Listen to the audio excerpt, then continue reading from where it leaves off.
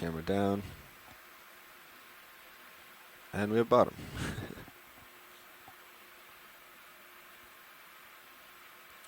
I see bottom in Sirius. Nothing on sonar yet, though. Fix that. So here, passing a depth of 1,393 meters, we're seeing the bottom come into sight on our ROV feed from the Okeanos Explorer. Continuing down.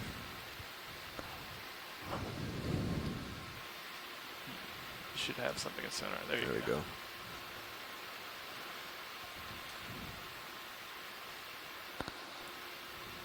I'm going to creep down slowly. Yep. Lateraling left to get back center.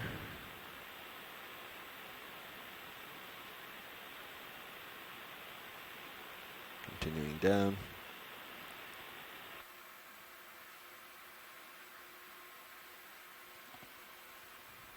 Huh? I don't see any cliffs, but Yeah. it's pretty steep, though.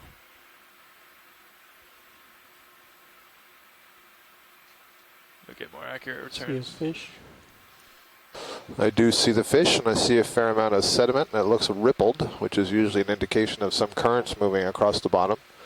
And then we can see some rock extending from that Do we have sediment. lasers on? So probably a rocky slope draped in sediment. And one of the things that we, I think, expect on this dive is to see a lot more sediment because we are on the slope of an atoll, and so basically coral Continuing rubble down. would be tumbling off of that the flat, shallow area and accumulating on the slope here. So these ripples we're seeing in the sand here are very indicative of a high current area.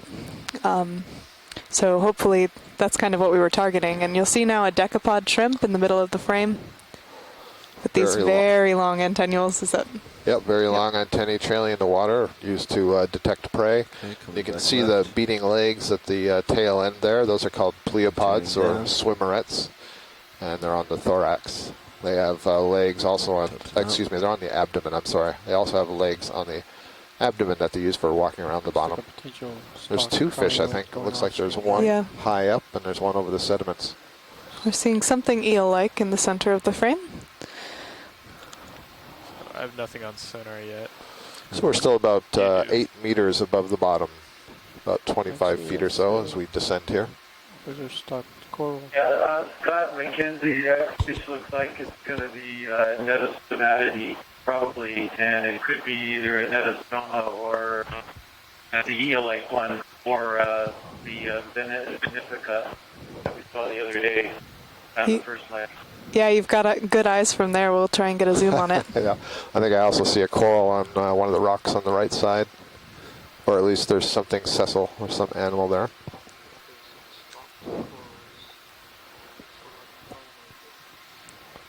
To the front edge yet until we get closer. Yep.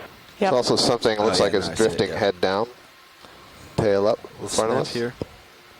Video. We're not fully set up, but we'll get these guys before they disappear. There we go.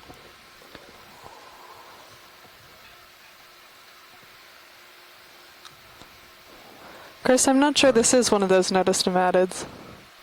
Let me know if you want to swing arms I'm out. seeing. Yeah, you can start pulling some arms if you want. Lost him. Video.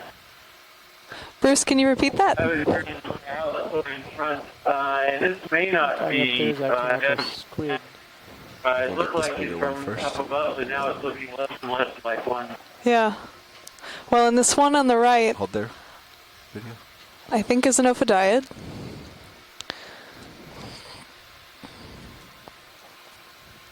Rich, this is Nav.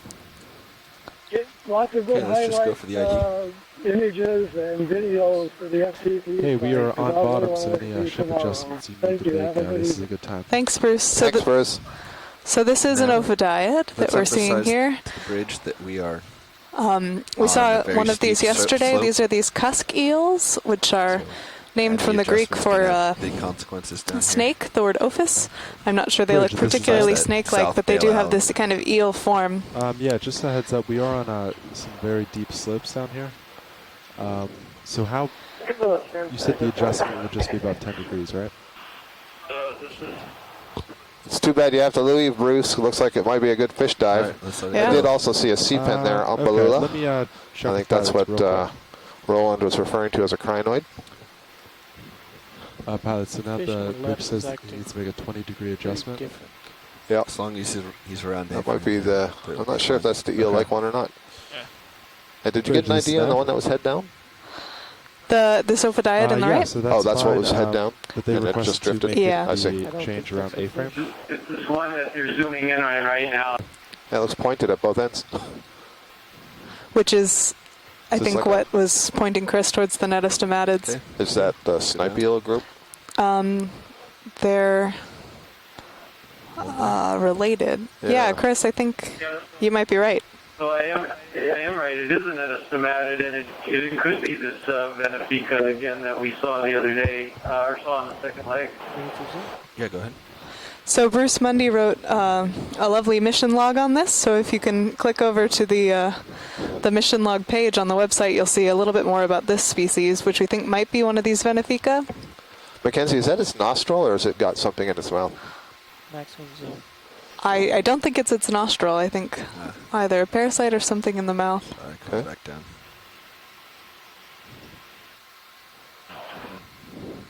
And I don't know that these get seen live enough to know if this kind of backwards drifting behavior is normal.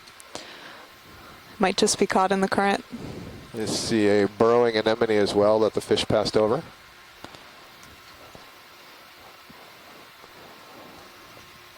So these are known as the duck-billed eels, and you'll see why, with this elongated snout.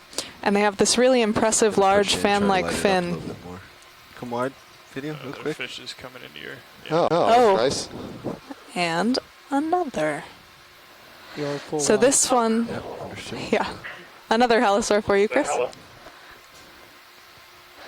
So do we think that this is the Aldrovandia species that we've seen earlier? Go ahead on this guy, partial. That's the tricky part here. Alright. Basically, all the Let's let this guy go. allosaurs that we Thank you, know Bridge. about in Hawaii, we call them Aldrovandia, but we're not really in Hawaii right now. So, I would go to Aldrovandia as question mark.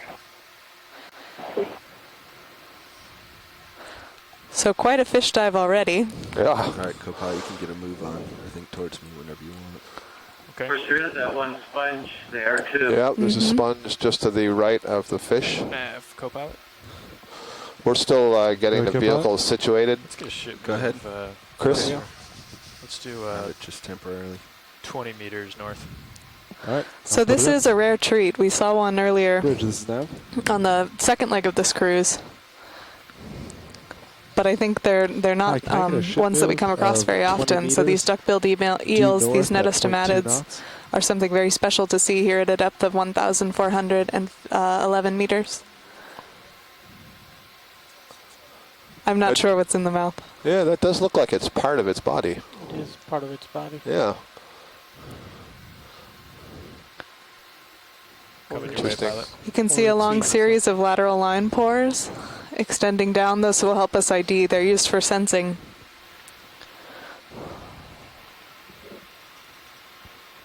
Just come back out partial, try to get the whole thing. There we go.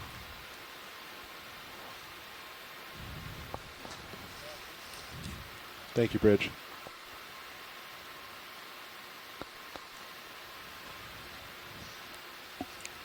Coming your way, pilot. I'll let you know when we start to see movement.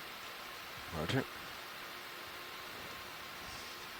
All right, that's about the best we can do on that one. Sorry we couldn't get better. No, that's great. Thank you.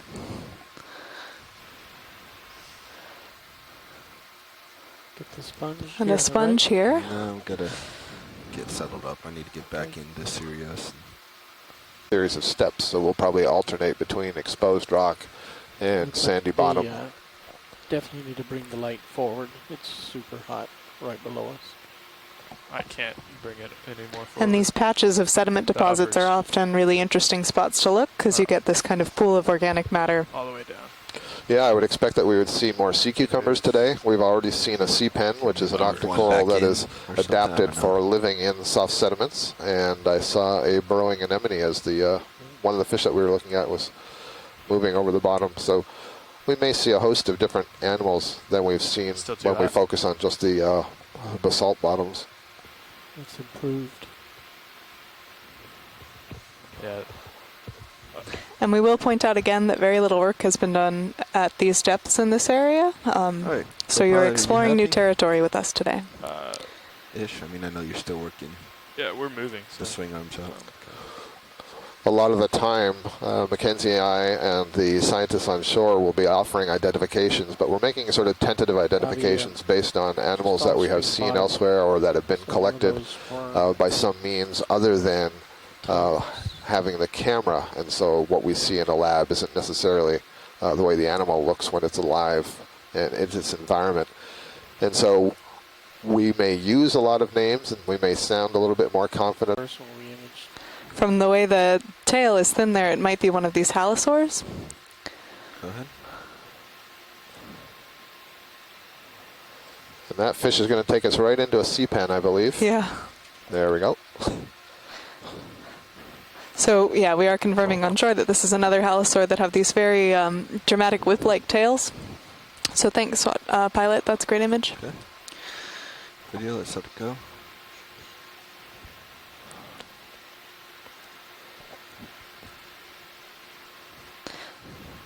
And I'm a fan of this name, the halosaur, for salt lizard, I think.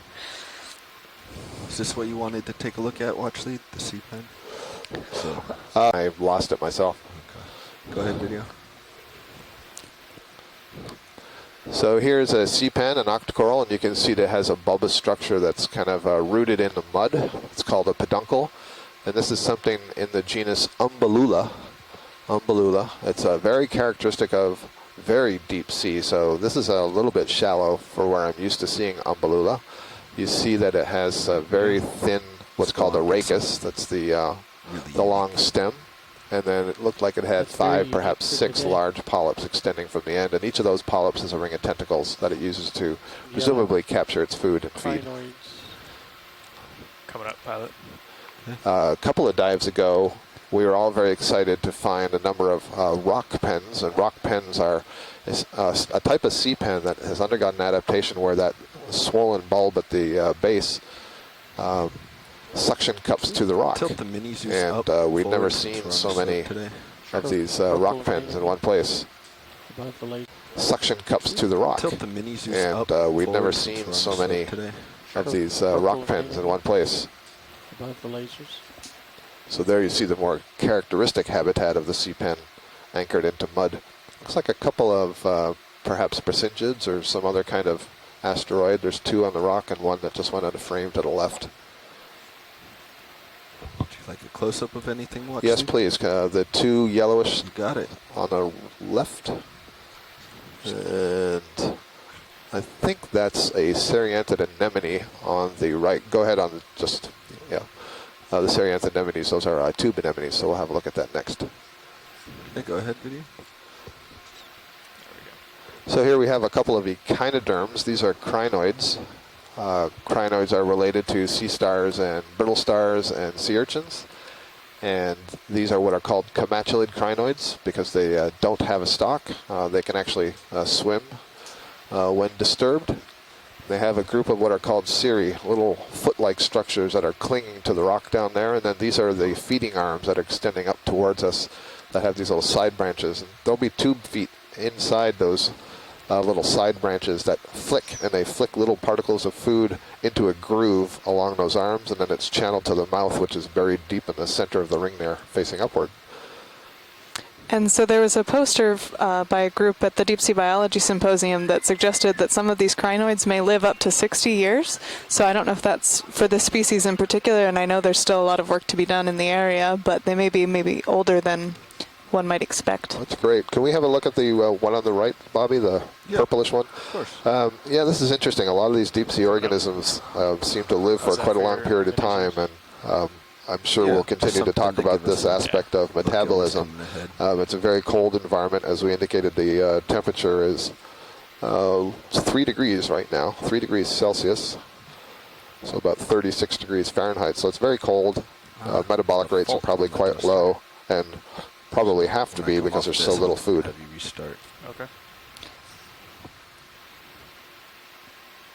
Go ahead. And Lydia. it's a very interesting discussion that's not fully resolved. There's also discussion of reduced oxidative stress, so that the proteins are just under less pressure than, well, not less hydrostatic pressure, but less oxidative stress than they would be at the surface. And there's thoughts that that might be another reason for high longevities in the deep sea. What How's we're that looking light at here look? is a serianthid anemone. This is the common name for this group is the tube anemone. These are not very closely related to sea anemones. In fact, there's a lot of work trying to figure out exactly where they belong in the Anthozoa. So the Anthozoa is the class of flower animals that includes stony corals and octocorals. So there are 2 rings of tentacles. We're looking at the outer ring, and you can kind of see through in the center there's a darker, shorter set of tentacles. Those are right around the mouth. And when we pull out, you're going to see that the soft body is actually extending out of a tube. And this is a nice view because you can see the tube really nice in this profile side view.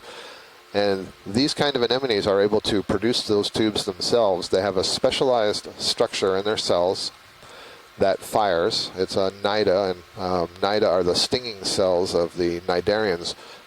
But the serianthids have a special one that's folded up and sticky. And when they fire it, it can glue sand grains and mucus, and that's how it forms its tube.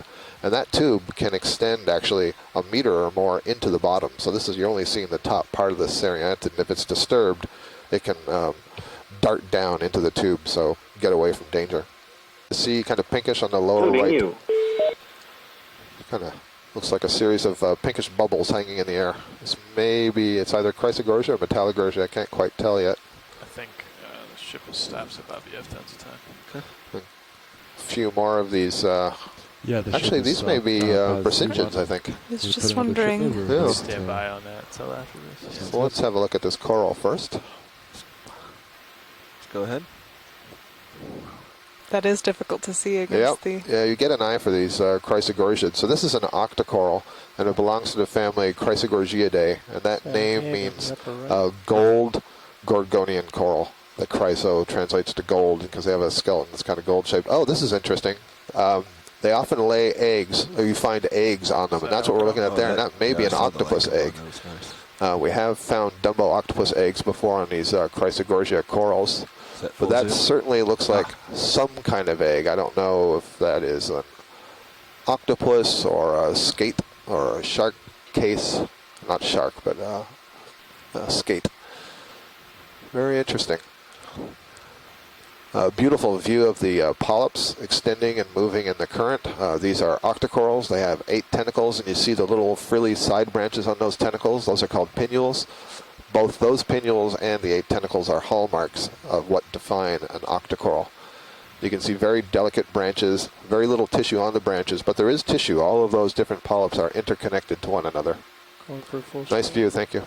Got it. And I think I saw a crab on there somewhere, but that's a Chrysogorgia. Down below. Yeah, I think it was a little Uropticid crab, a squat lobster. We'll get to him first. Okay, go down. So that is our crinoid in the background.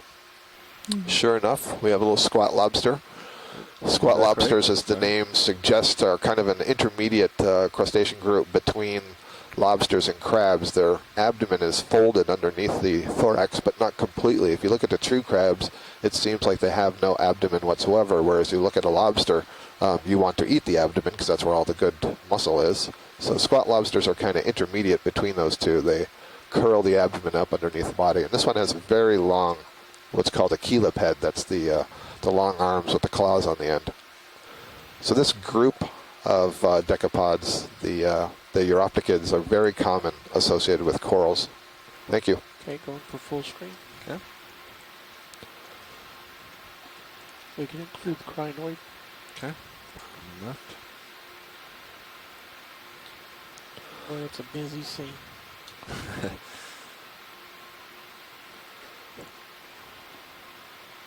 We know when you have it. I'm going to go with it. I don't like it. Yep. Moving on. So we have several crinoids around there. Did you bring your heading around? I did, yeah. I was Okay. chasing a water column specimen. And Chris Kelly had proposed an ID for those cry noises maybe being glyptometra, but we're going to have another look at the video and try and ID them. Have any geologists who are out there tuning in today? I'd really like to hear from them about the bottom that we're seeing here, whether this is eroded carbonate or if this is basaltic. See the port. Yep. I am facing north, Bobby, and that's the way we're headed. Roger that. Thank you, Bridge. It looks like the Another slope is fish not here. Yeah, on one of the zoom-ins, it looked like it was fairly well encrusted with manganese. I couldn't really tell if there's anything basaltic under it. Go ahead. Thank you, Jasper. And after the fish, there's a coral down below on the left. And so this is another one of those halosaurs that we've imaged earlier. All right. Is that good enough for Is you the then, white video? That's lost? great, Actually, a thanks. really good Is that image. lost scales? The Yeah, white he's coming spots? in Oh, they're here. gone now, depended the angle. They can be lost scales. Sometimes Yeah, there are isn't it? some Sorry. external parasites that also cause this kind of white appearance, but a lot of scales get sloughed off. So these are benthopelagic, which means they're associated both with the bottom and a little bit farther off, and I'm going to let Scott take over on the invertebrates No, I'm sorry. Bobby, I made a... to talk about them, I'm sure. But they're feeding on small invertebrates, mostly crustaceans and these polychaete worms. Was there a request to look at the rocks? The comment was that the earlier look at the rock, it seemed they're very heavily manganese encrusted, and so it's a little bit hard to say if these are carbonates or basaltic Roger that. in origin. If they were basaltic, I think we would want a sample. If they're carbonate, I don't believe that's the case. Roger. Sponge. Got a little sponge. Good eye roller. Yep. And Jasper on shore, please feel free to correct me if I mischaracterized the interest in the rock collection. Can we take a quick look at that sponge by any chance? Yep, we're getting in course. position to do just that. Great, thank you. So, watch lead. This is Bobby on pilot. Yeah, please let us know whenever you'd like a close-up of anything. Otherwise, we're trying to avoid looking at the same crinoid. Thank you, Bobby. I will Sounds certainly great. do that. Again, Thanks. so. Go ahead, video. All right, Chris, here comes your close-up. It's like somewhat concave to me on the stock, with a concavity also at the upper margin. Right, so it's probably in the family Euplectellidae, and it's probably a bolosoma, looking at the size of the stalk and its insertion under the head of the soft part, and also by the base here. So I would guess bolosoma. Thank you, Chris. That's the voice of Chris. At the very least, Go ahead. Full string. yeah, it'd be at the very least to be in the subfamily Bolosomini. That was the voice of Chris Kelly at the Hawaii Undersea Research Lab, who's been taking upon himself to learn the sponge fauna around the Hawaiian Islands here, and is a really good resource for getting some initial idea of the different sponges that we're seeing. It's a fairly complex group, a very diverse group, and they're pretty hard to recognize from overall morphology, and at least on the previous dives and expeditions I've been on, we haven't had somebody who's as knowledgeable about sponges, so it's really nice to have Chris along Just wanted to giving get us those some insights. of these larger rocks here. Dean, me to point. What do you? Rock looks like there on that exposed face? Sure. Thank you. Video After we look at the coral, of course. This may be a corallium, perhaps. Touchdown. Go ahead.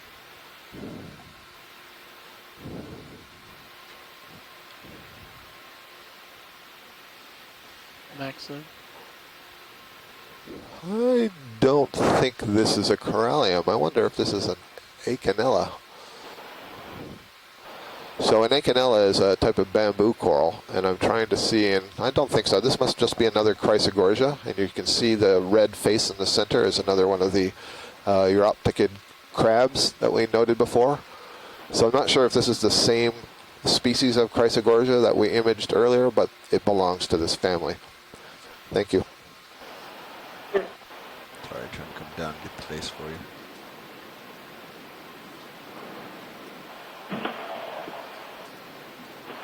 Like it has thicker branches, Scott, at least from our view here. Yeah, the other one looked much more delicate, and it was bigger, so I wouldn't have expected it to get thinner branches as it grows. So this may be a second species. The lasers go past it. Good. Okay, taking off. Heading for the rocks. So we're going to take a look at some rocks here and see if we can get some idea of the basic composition. See if there's any clues that can tell us what's underneath the manganese coating. And this is one of the problems with doing the geology just by camera, is that the longer these features remain in the deep sea, the more deposition of minerals there are on the surface. Do you want to continue to zoom in? Yes. Wesley, that looks... Yeah, see if we can see anything. I don't know, maybe vesicles, bumps, and have to hear what Jasper has to say about it once he has a look.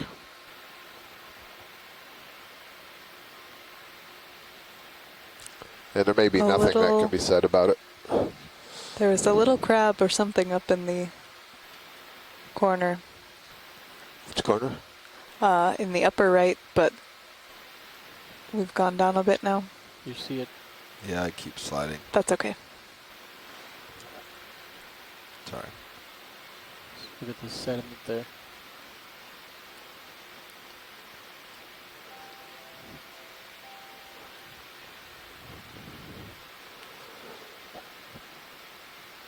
All right, I suspect that's probably not going to be informative as you suspected, Bobby, so we'll move on. But if you guys see anything loose, feel free to stop and have a look at it. Again, evidence for high rates of sedimentation in this area. Coming up. And Chris Kelly is pointing out a lot of manganese crusting on these rocks.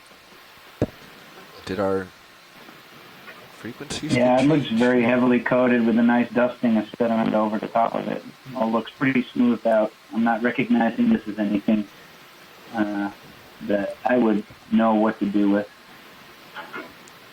Thank you for that.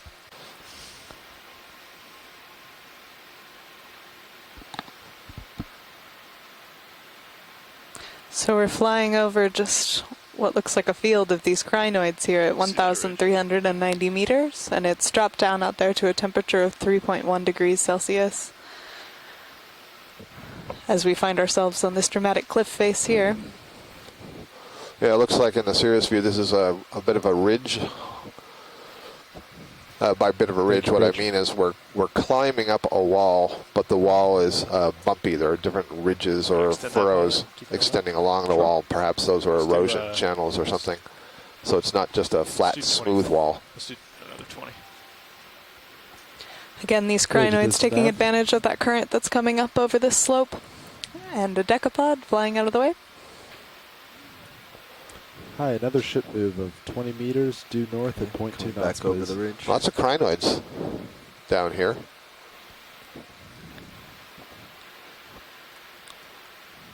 Again, we're still seeing the two different morphs, these reddish-brown ones and the yellow ones. We haven't actually Different number of arms, different organisms will settle as larvae, so very small, a millimeter in size or perhaps less. And they have to be able to grow to a size where they can feed before they get buried, for example. It also may be that the substrate, there's something wrong. It's not a preferred substrate to which to attach, although the fact that we see some of these corals here means that is just fine. So this is another Chrysogorgia like the last one that we just imaged, but there's a couple of things in this one. So once again, there's a little squat lobster. And I'm using the name Uropticus as a genus name. I don't actually know that that's a genus, but it's something like that. You can see its very long arms. But I'm interested in what's on the left side. That sort of gelatinous, brownish thing. And it is not an anemone. I wonder if it's a nudibranch that may be feeding. on this Chrysogorgia coral. You can see some of the polyps on this coral have their tentacles withdrawn on the right side there, so there's a nice view, a nice contrast between having the tentacles extended, which is presumably the feeding mode, and having the tentacles withdrawn. That may be because they were disturbed, or perhaps they've captured something. Yeah. Any chance that's a holothuroidean, Scott? I can't really see it very well either. Well, it's possible, but I don't know. I've never seen a holothurian on a coral. I don't believe that's on the substrate in behind, because I think I can see some of the polyps through the tissue. Video, let's come on. It's very, very odd. It's far. And small. And far and small. So I believe we've now seen 3 Chrysogorgia colonies. All 3 had those squat lobsters. Side here.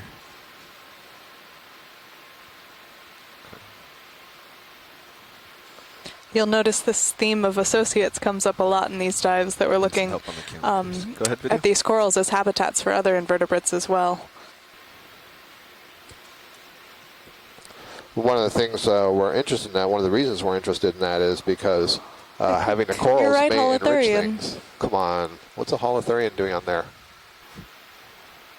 Don't you think? I'm still not convinced. Is that full? Yes, Maxine.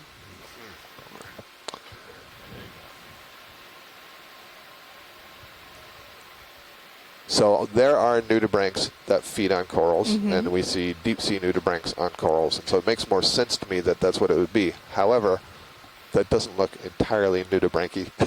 I will agree that that kind of looks like a sea cucumber, but this would be the first that I know of, first observation that I know of a sea cucumber on a coral. Unfortunately, I don't think I can get any closer.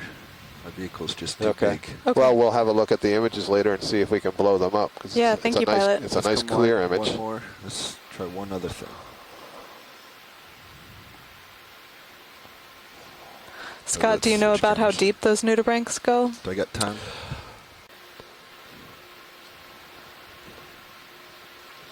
If it is a holothurian, one thing we should be able to see is the intestine coiled up on the inside. And we've got a fish swimming video? through here. Yeah. Co-pilot, you can take my camera again, please.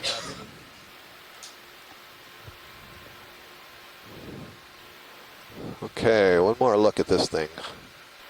That's me, sorry. What's the best we can do for lead? I am going to stick with nudibranch. So a nudibranch, I guess I haven't said, is a kind of gastropod. It's a type of mollusk. It's a snail that doesn't have a shell, essentially. And they're very common in shallow water, extremely colorful, and we do see them in the deep sea. And they are known predators of corals. In fact, they're fascinating. Some species are able to feed on the coral polyps. Oh, there's also an aplecophoran worm that was on the substrate. Yeah. So we'll make a note of that. Aplecopherans are another kind of mollusk that are worm-like, and they're also coral look at one predators. That's buried into the sand, plus the stalk. That's all one giant polyp. But it's a polyp that doesn't feed. It doesn't have its own tentacles. Instead, it has what are called little leaves, and we'll see that as we zoom in, these little pieces of tissue that stick out to each side, and then there are polyps which arise from there. And those are the feeding polyps, or the daughter polyps. So I'm not sure that this is Helipterus. I take that back, but it is still a sea pen. I'll have to look later to determine what genus. But what you can see is that the polyps are arising directly out of the tissue instead of on these little leaves that I said. The leaves, you would think of like little platforms or shelves, and then the polyp would arise from that, and I don't see that on these ones. Down.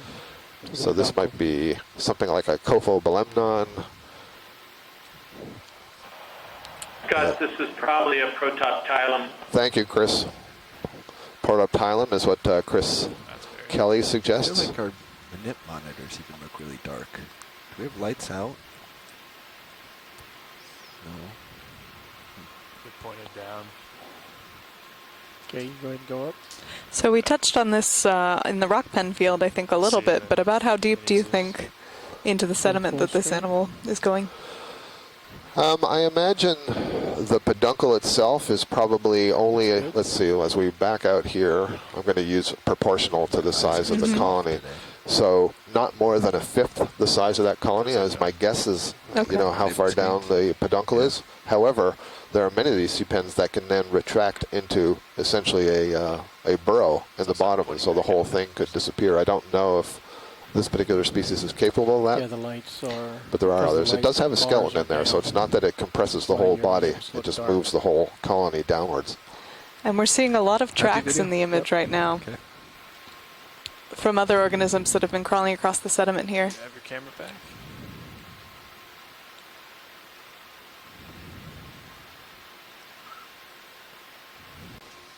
Is this a sponge? I think it is another kind of sponge. We'll have a close look at this one. So this may be the same sponge, but from a different angle. We described that one as being concave on one side. Chris suggested at the time that was a Euplectellid bolosoma. A Euplectellid, that name is a family name, Euplectellidae. Bolosoma is a genus name. And I think sometime in the next few days, there's going to be a posting on the website, a blog that I wrote that talks more about all of these complex names that we use and why we are using some of these names and not just the common name like sponge. So check that out if you're interested.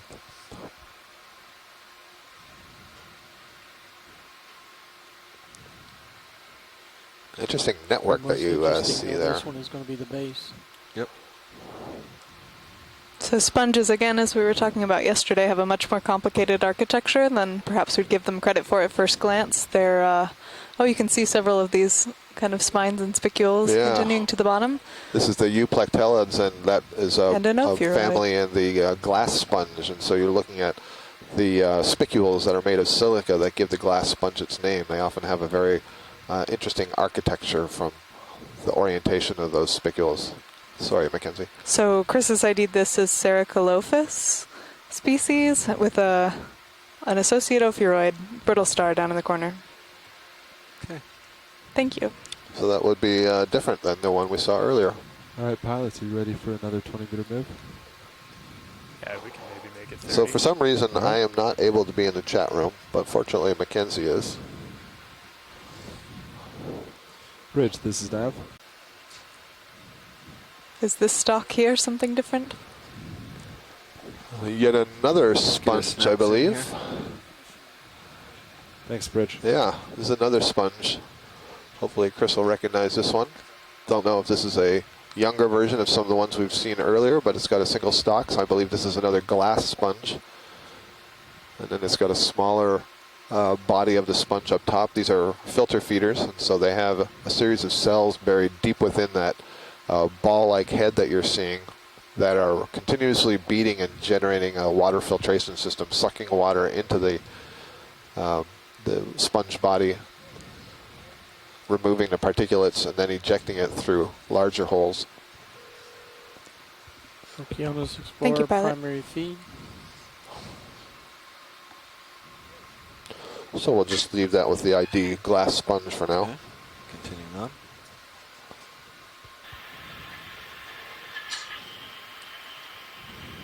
You guys back in the ship? Say again, Chris?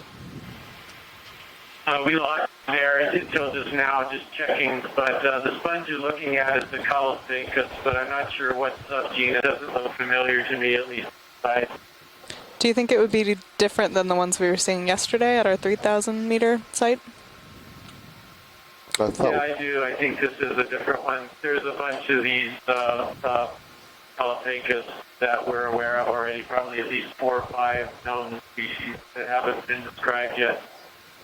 Chris, are you saying Colophacus, C-U-S, or Phagus, G-U-S? It's C-A-U-L-O-P-H-A-C-U-S. Thank you. So I was definitely spelling that wrong yesterday.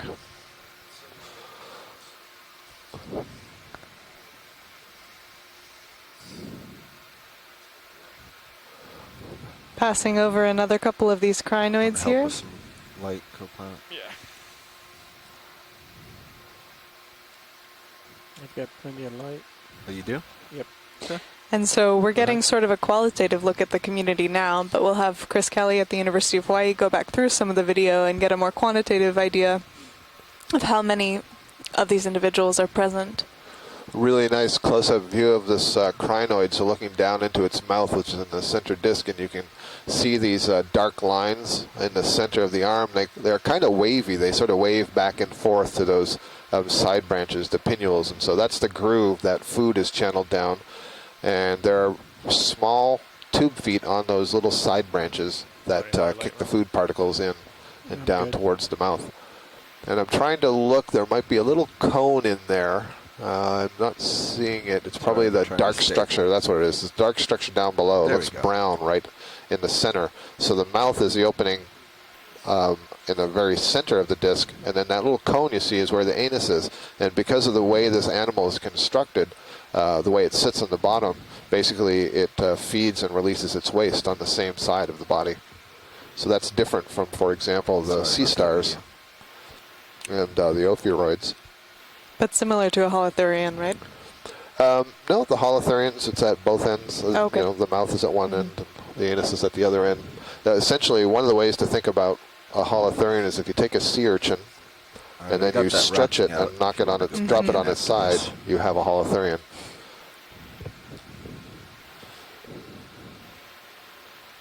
You have to be at just the right angle to actually see the tube feet.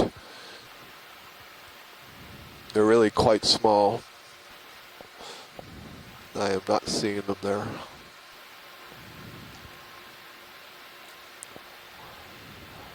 you're done there, pilot, once you come Well, that's a good view for us. Okay. Let me know when you're happy, video. Let's get a full screen. So one thing that's different about these crinoids from sea stars, for example, is the crinoids do not use their tube feet to move. They use them just to capture food, whereas sea stars will move along the bottom using their tube feet. I got to get out of here anyway. And as we saw in the second leg of this cruise, some of these crinoids can swim in a very unusual sort of mechanism.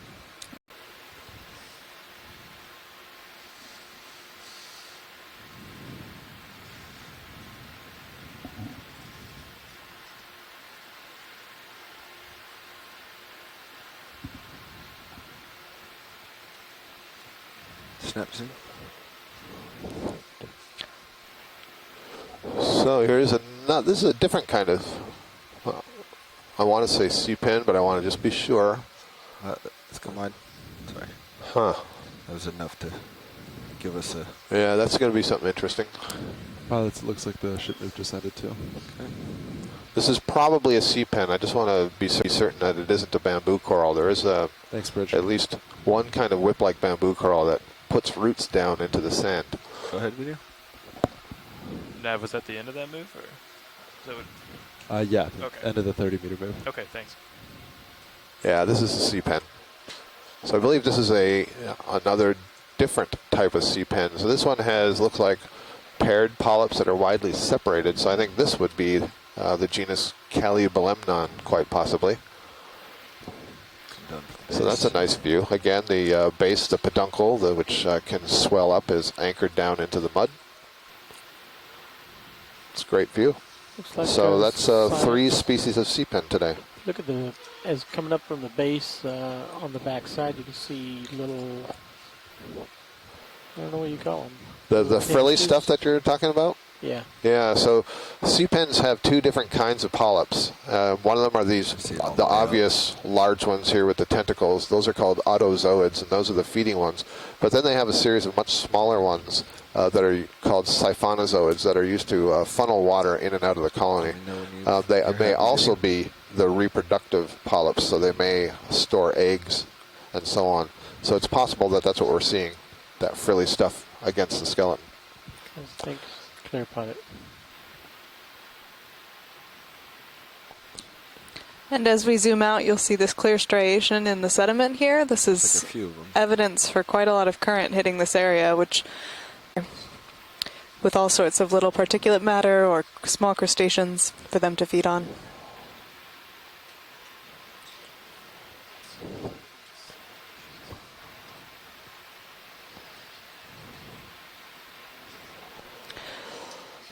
We're currently at a depth of 1,366 meters. Rock up above and to the right almost looks cave-like, Rock up above to the right. just above the sand.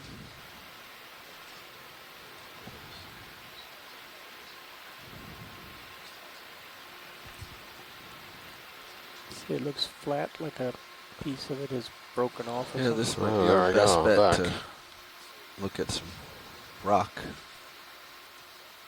Glyptometra.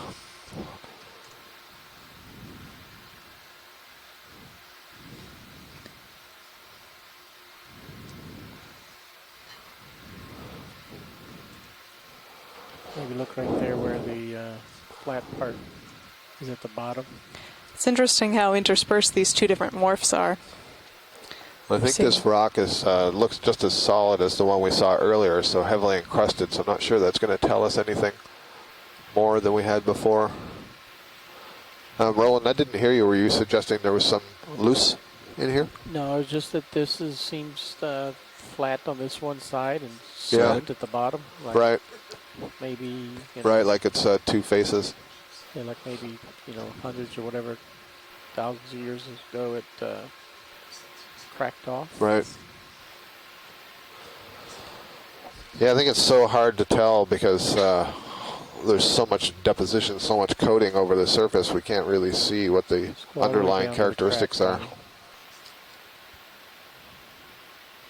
Right there.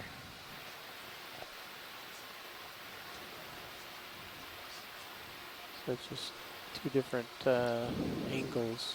Yep. So for those of you that haven't been tuning into each of our dives, we've been taking some geological samples to try and get an idea of the age of some of these features.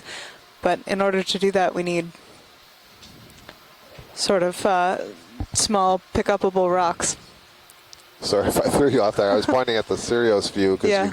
you could see this feature in the bigger picture. And Roland was referring to the fact that we're kind of looking at the edge of this feature, but then it changed its slope, and he was wondering if that meant that there were two different rock layers that butted next to one another, or if this is just an erosional channel.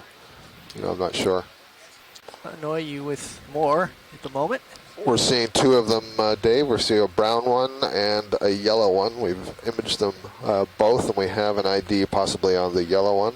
Okay. Glyptometra. That was from Chris Kelly. See if there's anything. This seems to be a popular spot, this rock here, so I'll just... We've been seeing a lot of crinoids. That is certainly the most abundant organism that we've seen so far this afternoon. We haven't seen anything that we would characterize as a loose rock yet. It's unclear to us exactly what the rock bed is here. Is this an old carbonate feature, or is this some of the volcanic feature? Once it gets that kind of manganese crust, it's very hard to tell. Right. At least to our untrained eyes. At least to our untrained eyes, right. And I would suggest that, you know, this is pretty eroded. It's very smooth. And so, you know, yesterday at least we could see what looked like clear pillow lava shapes. And, you know, I don't see anything like that today.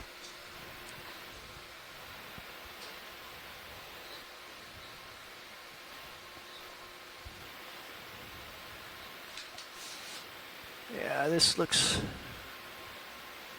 It's an unsedimented face. I'm wondering if it might be...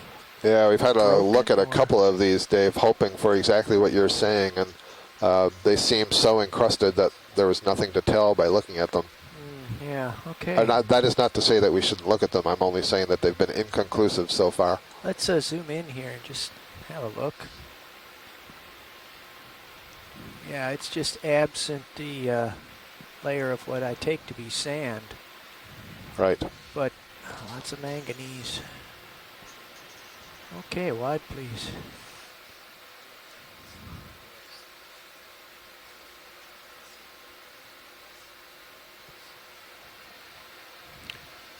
Jeff, let's get a ship move in. Those are new. Going. So we have seen a few sponges and corals, but I think in our description of the dive, we weren't expecting to see quite this many crinoids. No. It's a nice surprise. I have types of octocorals, and we've seen no please. cup corals or stony corals of any kind. No Let's black do corals. 30 meters This may be a due sea north urchin at 2/10 of an or an hour. anemone. Can we get a zoom? Thanks, Dave. Looks like an anemone. Thank you, Bridge.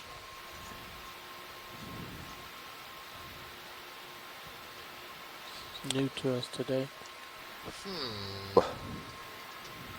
So this is, it doesn't, what look like tentacles aren't really moving much, but this reminds me of what we call a pom-pom anemone, at least in the North Atlantic.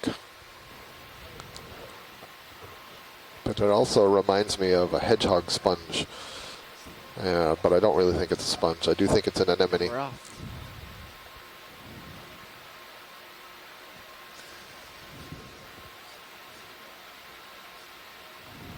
There we go. Now I'm seeing some of those tentacles move a little bit. It's very interesting how stiff it holds those tentacles.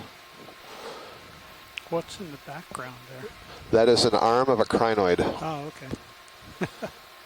I do not remember the genus or family name for that anemone, but I'm certain that that is the first one that we have seen during this expedition. No, during this leg. I just backed off my certainty.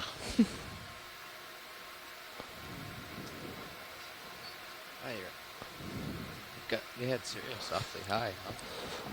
So the so-called pom-pom anemones, if this, I'm not sure, I'm not 100% certain that that's what this is, but they lose their tentacles very easily. They call them deciduous tentacles. This anemone is either Velocera or it's Liponema. Probably Liponema is the best guess. That's too bad because I can spell Velocera. Frozen until a couple seconds ago, so I finally got to look at it. Understood, Chris. Thanks. So, Mackenzie, did you get the second name? Can you repeat the genus you think it is, Chris? Yeah, I'll put it in the chat log too, but I think it's Liponema. Liponema. Oh, Liponema. Thank you. Thank you.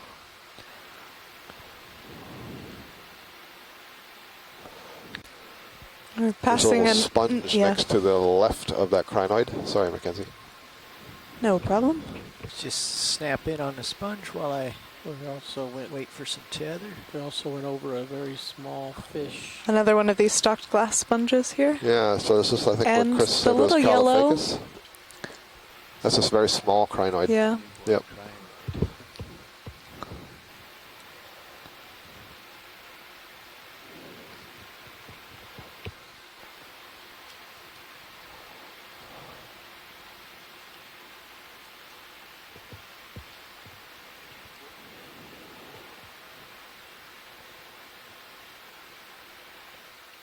And wide, please.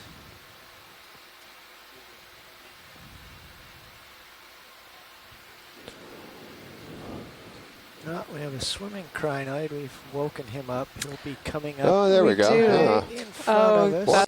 Oh, we have a swimming crinoid. We've woken him up. He'll be coming up. Oh, there we go. Yeah. In front of us. That's Wonderful. a great shot. Oh, you were just talking about this before. So we were talking about this kind of strange swimming motion. This is not something you see in a lot of other organisms, but where they're kind of alternating leg strokes. And I think you wouldn't know from looking at this animal on the seafloor that it can do this. Yeah. And I don't think it can do it for long. We talked about this a little bit last year. I haven't brought it up yet, but they have a very interesting connective tissue. So those arms are basically a series of ossicles or vertebral-like chunks of calcium carbonate, and there's muscle in between them. But once they settle, the connective tissue hardens, but they can, using nerve signals, basically make that connective tissue more fluid, more elastic.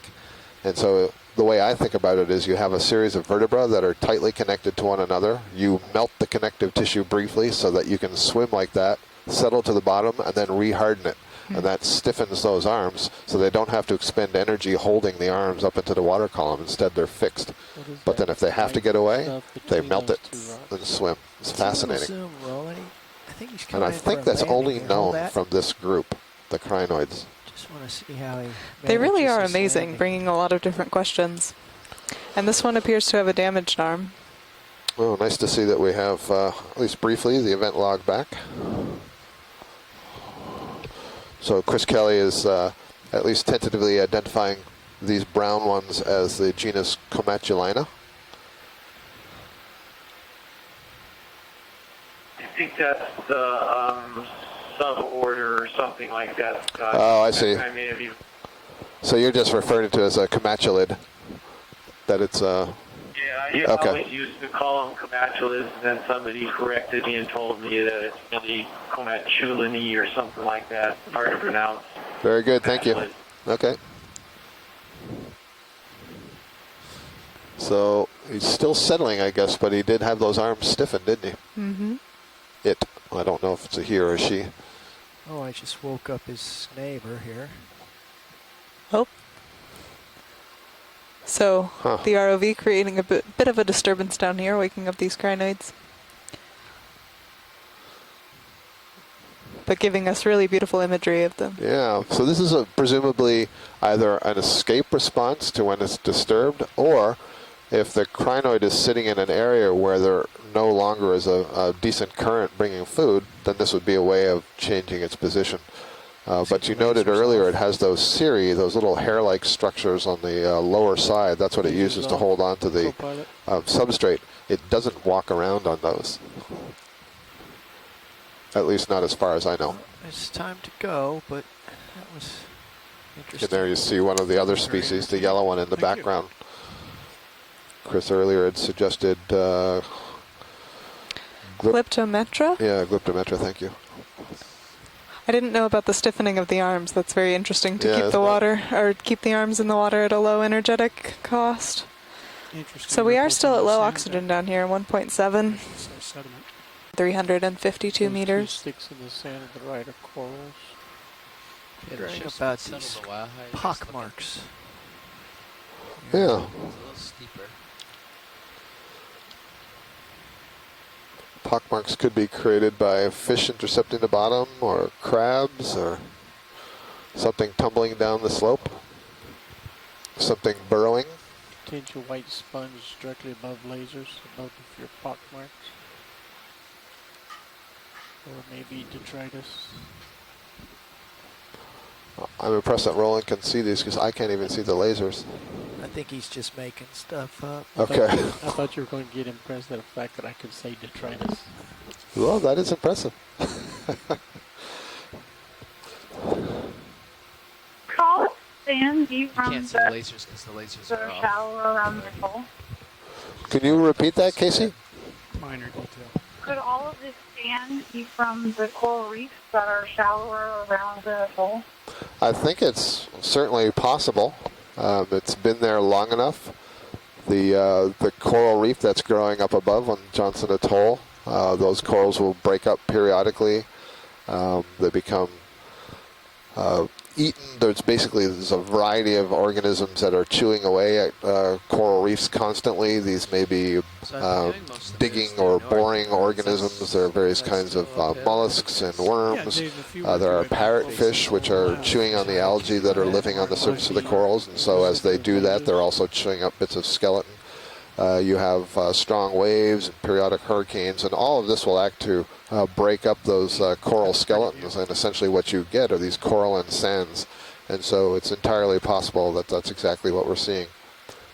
Sands that have been washed off of the flat plateau that's up above 100 meters and drifted onto the side. Here's a fish for you, Mackenzie. Indeed. So this is another one of these halosaurs that we've been seeing. And there he goes, And Dave. it's I see swimming away. Something, I see it too. It looks like it's branched, and that's why I'm pointing it out. We've seen several sea pens today, at least 3 different species, but this looks like a branched structure. In the sand or on the rock? In the sand, in the sand. You just Okay. passed it off lower right. Yeah, I was looking at the one in the rock. Gotcha. The rock. Yeah, the one in the sand's interesting because sea pens shouldn't branch. At least they shouldn't have 2 main stalks. You're seeing shadows from the... It's possible I was seeing shadows. You're seeing the 2 shadows from the lights. Yeah, I thought I'd ruled out the shadow, but apparently not. All right, so I think this is another of the Calibelemnon-like sea pens. Has very sparse polyps, tall and thin, and they almost look paired. It looks like a hermit crab. Rolling away. Yeah, tumbling down the slope there. Oh, and you see a tube sticking out of the bottom just to its right. There are any number of things that could build those tubes. It could be some kind of crustacean, some kind of a worm. We're actually getting a closer look at the sediment as we do this too. Whoops. So there's slippery. a number of different scales over which to look at this environment. Of course, we're looking at the atoll itself as being one big feature, and then you'll see we'll zoom in on this ridge and characterize the community. But even if you go within the zoom of the camera, you'll see there's a whole group of organisms, of worms and crabs and things in the sediment. And then if you looked farther, you'd see a microbial community being active and continuing to recycle nutrients down here. Is it a crab shell? Yeah, let's You heard from Casey Cantwell earlier. She asked a question about the sediments. She's working at NOAA's Office for Ocean Exploration, and I believe she's at the ECC in Silver Spring. She can correct me if I'm wrong on that, but the alternate source of the sediments from the running off of the reef up above, the atoll up above, would be drifting through the water column. And so it would be the various cells and skeletons of organisms that live in the water column, and once they've died, they drift to the bottom and accumulate. I think we found some exposed carbonate. Maybe All right. it came down from above. Oh, yeah. It's the only different thing I've seen. Yeah, I agree. So far. Only a different colored thing. I can't tell if it's, you know, part of what's wedged in place there, or as you just said, it's tumbled. I think it's tumbled down. Okay. It seems to be lying on the Yeah, sand. it's very different looking. It's got an interesting like texture. Do we have any of our geologists on shore looking at the feed right now? Texture looks teetering like a a little bit stony here. coral, doesn't it? I was just going to say the sediments. You can often look at Be the aware that reflectivity of the wrapped with multi-beam system, fibers from and you can often see sort of sponge streams or of these sediments coming from the fishing top, going Yeah, down see what you're talking about. the flanks of these sediments down to kilometers depth. And volcanoes and this can actually be tricky to find spots that are not covered in sediment, particularly if you're not down there with an ROV. So a fair bit of material shed from the top. This one has effectively two platforms. The platform we're kind of climbing on top of is sort of the same level as some of the other volcanoes in this area, and then there's a shallower one where the atoll is. And so there's two sort of places from which you're shedding fairly large quantities of broken down material. Video's clear. Right, good point. So I've only been talking about what's shedding from the top, from the atoll, the reef part, the carbonate above, but you're saying that there's also this lower platform, perhaps the original volcano, that's also eroding and contributing to the sediment. Is that, did I interpret that correctly? Yeah, that's correct. A bunch of the crinoid on top? Is that why it looks so odd? There, Dave, you like this direction? Yes. You guys Chris, I hope you decide. have I've some been working video right back now. and forth and finding no. Okay. Well, It's all up come- from here. I'll Yeah, come look back at to the crinoids left. climbing Okay, inside. out See here. if north keeps I think you're right, Scott. Yeah, I Get a think good this is image of this a day. glass sponge that is now dead. We're seeing the framework, and there's a crinoid perched right on the top of it. You'll notice this theme of things trying to get higher in the water column. Go ahead, Chris. Okay, so this is a dead Walteria. Oh, it is a Walteria. You're getting I was going to suggest Walteria, but I thought it was too big. last one. We either want to move towards you or we No, want you to side it's apart. just an older dead one, Good to and it see could rolling. be the Walteria Lucardi or something similar to that. I guess we'll see right now. And Okay. Sometimes hard to tell. Yeah. Yeah, these Walteria sponges, we were seeing a lot of them on leg 2. Have just a fascinating architecture to them. Lots of big open spaces that you can see, and lots of the spicules sticking off like little spines arising, and then there are subspines on those spines that stick out up and down. So this one has a variety of things overgrowing it. So the yellow that you see there is the crinoid or feather star, and then you see the pink arms that are intertwined there. There's two of them. One is a little bit more pale. Those are ophiuroids, or brittle stars. This is my opportunity to tell you that ophiuroid means, actually I think you said it before, oph, in relation to the fish. O-P-H-I means serpent-tailed.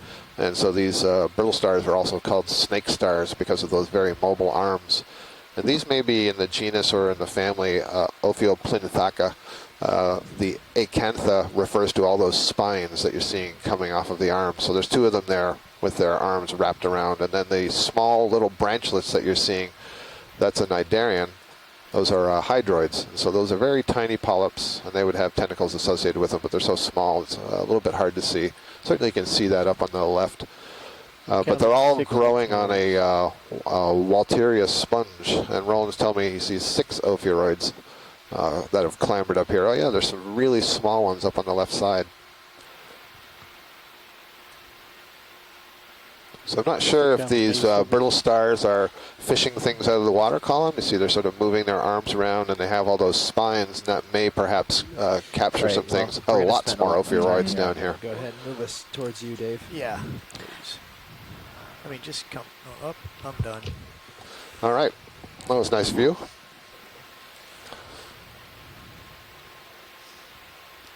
So that's our first Walteria sponge of the day. So the terrain. I think we've seen perhaps 3 or 4 different sponge species. Yep. Go. So we've come up now about 100 meters depth from where we started, and you'll see, you'll begin to get a good indication of the patchiness of this environment, that we'll see isolated communities of crinoids and then some of these sediment patches, that we do have another crinoid here. But getting a better appreciation for just how diverse an environment it is on multiple scales. I've gone down to maintain contact with the bottom. These halosaurs here. So we think that you're 30 meters off the bottom. These are of the genus Aldrovandia, which were named after a Renaissance naturalist, Ulysses Aldrovandi. Worry about heave.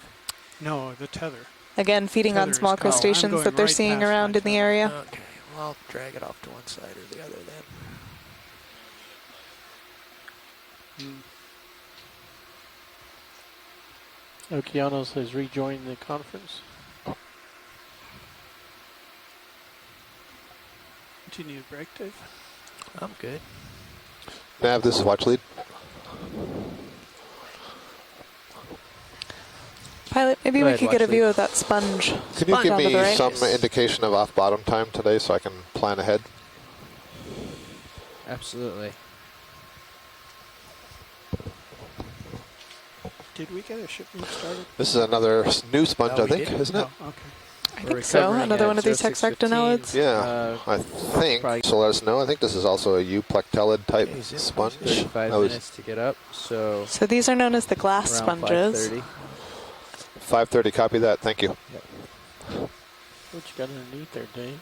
Okay. Do you guys want to go due north or 020? Either one would be okay. We just in. need to get going. What is that clear on the bottom? I think even 2 different types of glass sponges in one shot here. I think that's the Walteria again. That's on the right side, and I can't tell what's on the Walteria. It might be worth having a look at. I think it's the 40 meters. Ctenophorus. Bubble on the bottom. Out, please. Sorry, Dave. I'm not sure if you heard. Can we get a zoom on the right side, Yeah, please? this is Roland asking what's the clear bubble on the bottom. Oh, I'm sorry. Oh, I didn't see that. Thank you, Roland. Let's have a look at that. So, ship underway. Due north. The sponge on the left is like the Dictyala or Regadrella, sure. Thanks, Chris. So Roland asked to have a look at this, and I have absolutely no idea what I'm looking at. I see a polychaete worm on whatever this is. So the polychaete worm is on the left side. You can see antennae and some parapodia, which are the legs that stick out to either side. But I'm wondering if this is, I don't think it's a hydromedusa. Is that a ctenophore or I don't. tunicate? Yeah, this is a carnivorous tunicate. Really? Oh, so the hood is We saw just. this in Rico too. Things look like this. Yeah, now I remember we kept seeing a polychaete associated with it, but the orientation, I don't see the hood for this thing. So yesterday we saw the Culeolus tunicate. It looked like this little spaceship on a very long stalk, and I said that they belong to the Chordata. Okay, we can go for this and I described it as a filter feeder that had a pharyngeal basket. But here is a group of those tunicates that has modified, has adapted to become a predator, and it has one of the one of the openings that's normally an intake is modified into a hood and it captures things. And I think we were seeing it enough that we didn't think it was capturing the worms. Instead, the worm is living as the fact that it's under you as a commensal with that tunicate. Stretched out so much. So on that Walteria sponge were 2 of the benthic ctenophores that we've seen several times. I'm not really comfortable. Oh, there we go, Octonemidae. Rubbing up right So that's the name of the tunicate offered by Chris Kelly. I don't know if that's another sea pen with shadows.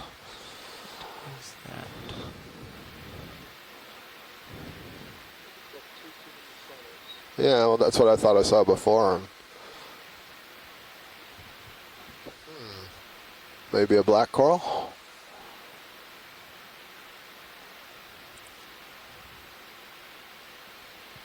It's not a black coral. This is an octocoral. Making that on the polyp structure? Yes, you can see defined polyps sticking out each side. You wouldn't see that with the black coral. This is what I thought I saw before that turned out to be shadows. Okay to zoom. Okay, so this is something new for the day. And this is a type of primnoid octocoral, so it's in the family Primnoidae. And you can see that the polyps are arranged in what we call whorls, these little circles, and they're sticking out. Looks like maybe 3 or 4. I can see certainly in some cases there are 4 polyps in a whorl, and then there's a space in another whorl. And the Primnoidae, if you've been tuned in for any length of time in any of these dives, you've heard us say several times that they have these plates. All octocorals have sclerites, which are made of calcium carbonate. They're very small structures that are embedded in the tissue. And in this family, those plates form kind of like a little suit of armor. And some of the characteristics that we would use to identify this are the fact that the plates are a certain size. These look very wide plates. And then whether the polyps are oriented upwards or downwards. And it's a little hard to tell with this one. They are horizontal, and if anything, they're pointed down and not up. So very nice. I'm not able to identify this to genus at this time. See if Chris is offering anything. He agrees that it's a primnoid. Asako Matsumoto is an octocoral biologist joining us from Japan. And Bridge, ROV nav. Oh, she's commenting on the crinoids. All right, let's tack on an additional 30. It's a really nice view. I think we'll get some good images from that. But what I can see is there's basically 2 rows of these scales. And to me, that suggests a Narella. And if it is a genus Narella, then I would expect that those polyps would fold up pointing downwards. So very interesting. Thank you. So, Scott, there is a sort of a leggy, sparsely Narella out here that was described by Steve Cairns in, I think, 2006. And it's Narella macrocalyx, but it could be that. I really couldn't tell that well. You can see also an ophiuroid brittle star, I think, just to the right of that bivalve was sort of scooting over the bottom. There he goes. So yesterday I was talking about how these guys move by pushing off with their legs, and you can see they lift that whole central disc above the bottom. And we thought we saw one that was using its tube feet to move, which is a little bit different. And that looks like a bivalve shell that maybe somebody tossed over the side of a boat. So we're getting a whole slew of echinoderm motion today. Yeah, that's a good point. So macrocalyx, says Chris Kelly. Steve Cairns, who's a world expert. I'll wait, talk about the fish. Actually, we should get a zoom on this. Yeah, this is different. This is new. Quickly. Hold that. Maneuvering. Is this a chimera?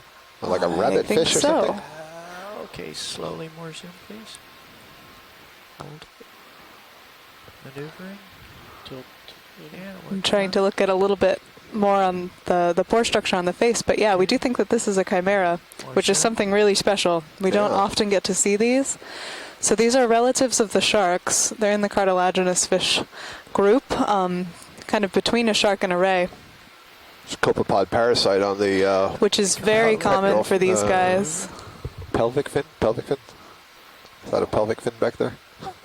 Anal fin? I'm not sure. You've come way off, haven't you, Jeff? Oh, yes. Oh. It's very soon time for you to go. Okay, we're just The gonna fish? So- pop over here one more Is that time. are you please, being Roland. funny? The genus in this area, Yeah, right. or the genus of these chimeras is often hydrolagus, and you'll see beautiful pore structure in the face. Oh, this is a really, really exciting find. Yeah. So these pores are actually electrosensors all around the snout, and they're able to sense prey in the sediments and kind of jam their face into the sediment to find small crustaceans or things. This is really beautiful. I'm very excited we got to see this today. Yeah, this looks really prehistoric. So it might be Hydrolagus purpurescens, and Chris Kelly was pointing out the claspers on it, indicating that it is a male. Huh.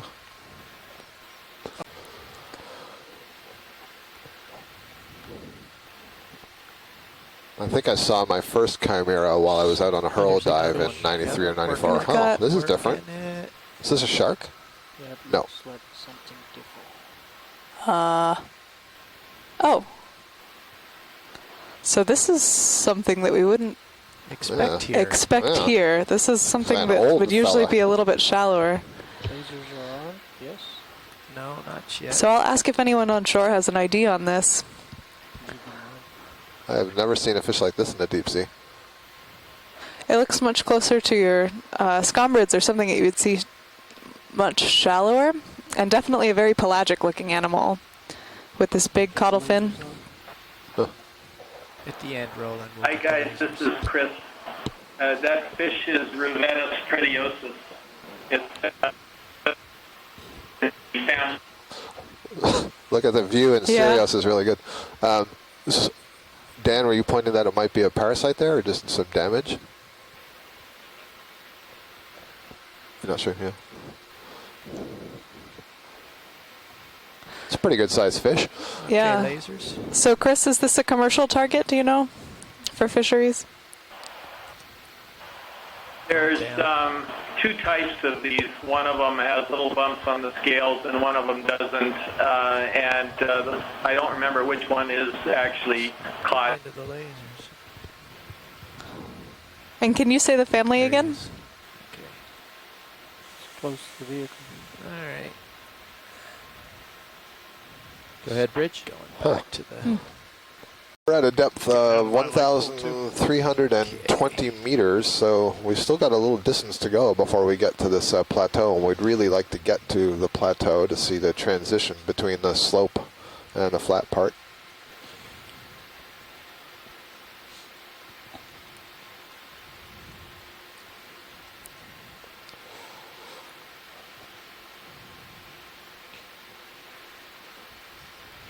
Jeff, once you get your bearings, if you could let me know if you feel like you're swinging or staying steady. There's something on that rock. Yeah. Must be another, oh, it's another Walteria sponge that we're passing over, so it's Steadied okay. up right on north again. Oh, you mean, am I still moving?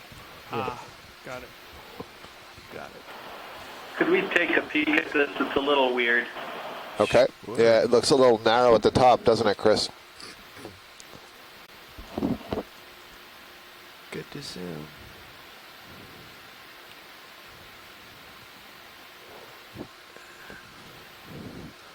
Looks like the overall morphology that I remember seeing with those side branches. There might have been another hermit crab there. Just get a little bit better planted. And possibly a polychaete worm on the sponge. Oh, thanks for that, Rolly. A little bit of zoom, please. Right, Walteria, but it's probably a little bit different than Walteria we've seen in the Hawaiian archipelago. Look at the base of this one, Dave. Those hold structures very different. Well, we're getting around the time when we should think about collections. We have about an hour and 45 minutes left in the dive.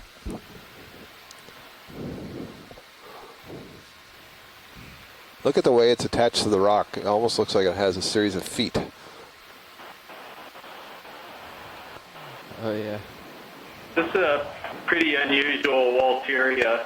Are we in a position But to you're collect, right, it Dave? is Bulgaria for sure. I am. I think Sirius has settled. Ship is settled for sure. Well, we're in a position to Everything's collect it, looking Chris, good. if you think it's that unusual. It's got a pretty unusual shape, and I think you saw one that had a similar shape earlier, if I'm not mistaken. It was all broken at the time, though. Yep. And there's definitely a polychaete in there. That's a polychaete worm. Related to earthworms, except you see it has these frilly margins to it. Those are flat paddle-like structures called parapodia that they use to push themselves around over the bottom. And, oh, this one also has a couple of those ctenophores. I think this would be a good collection with all those commensals. I certainly wouldn't object if you wanted to collect it. Yeah, let's make it so, Dave, please. Lower yourself. No, I did not. Wide, please, Roland. Okay, just ship heave. Just watching your sonar to make sure that you're The added staying benefit of still. this sponge is that we'll probably get the polychaete and the ctenophores as well. So we'll increase our contribution to the knowledge of the biodiversity that's down here. And we said before that this is the first dive that we know of to these depths in this area. And so these would be collections of potentially new species.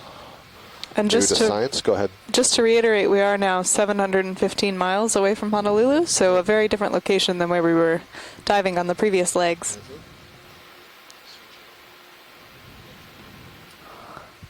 So that's the pentaradial part, but they're not extended out into arms. There's another halosaur, I think. Yep, this is another Aldrovandria. And Chris has let us know that maybe that holothurian could be a Mesothuria species, thanks, Chris. which have been known to collect things. Oh, excellent, because that's certainly what looked like what was going on there, because although they do have oscles in their tissue, they should not have spines sticking out of their Holothornius walls. gratis. Recenter HD2. Yeah, I talked to co-pilot about that. I must be moving along.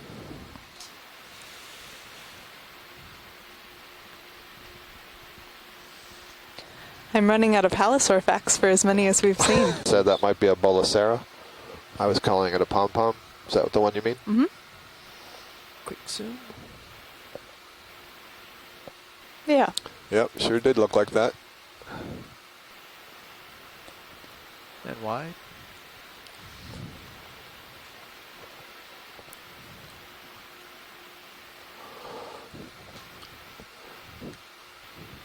So, Dave, if you heard that interaction, we are interested in a rock. So far, we don't think we've seen much in the way that looks loose. And Tempted to puppy off after that white dot. yeah, what is that white dot? That is a floating dot. Coming down to a depth of 1,310 meters.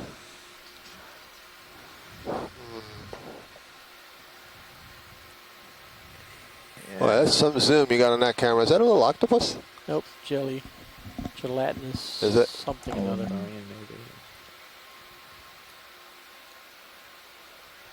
How is it you can keep going closer? He has knobs over there I that guess. we only dream about. That's Max. On the last fall, we saw a very interesting protist that looked a lot like that, which suggests to me that that's a very, very small thing. A protist is a single-celled Over that away organism. a little bit here. And I'll have to see if I can find what that was called.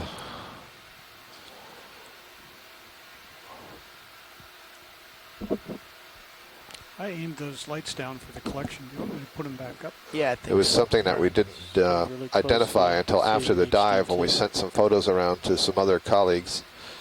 And we got a hit. Okay, hold on, Rolling. Let me see if I can match float with this guy.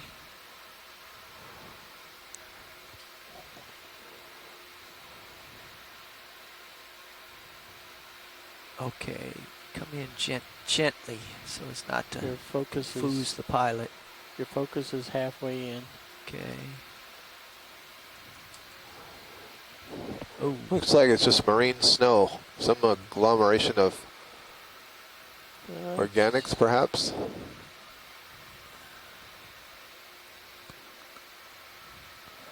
Huh.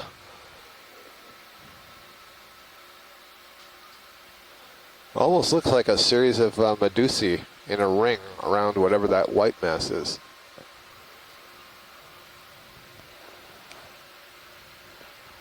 Our science team on shore, any ideas to chime into the event log? Oh, look at that. They are like medusae. Interesting. Yeah, that is interesting. It does look structured. Yeah, so I'm calling it medusae. I mean, there's structures there. I don't know that that's an idarian. In fact, I don't think it is. But it may be that it is like a little colonial protist that is growing off of some marine snow, which is a term that we use for, you can see all these particulates in the water.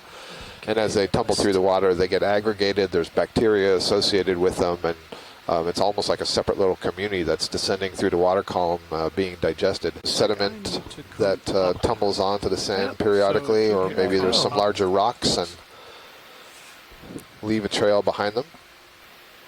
I'm not seeing any ripples in the sound now. When we first set down, there were a lot of ripples, which is indicative of a pretty strong current. And that is not the case. And I'm going to have a look to see what our oxygen is doing. There, we have some room here. Yeah, thank you. I feel better about Temperature's been pretty stable down here, about 3.5 degrees Celsius. Yeah, it hasn't changed. The oxygen hasn't changed very much, so 1.8, 1.9 milligrams per liter. Oh, look at that. Discontinuity. Look at that. The Sirius feed showing kind of the full scale of this feature that we're coming up on now.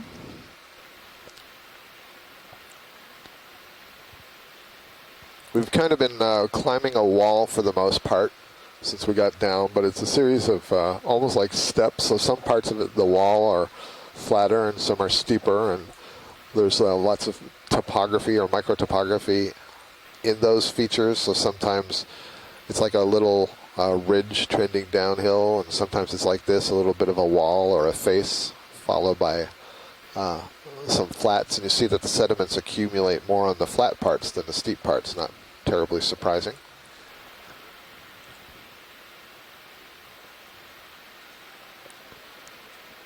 I have the impression here that the sediments are thicker than what we've been seeing so far.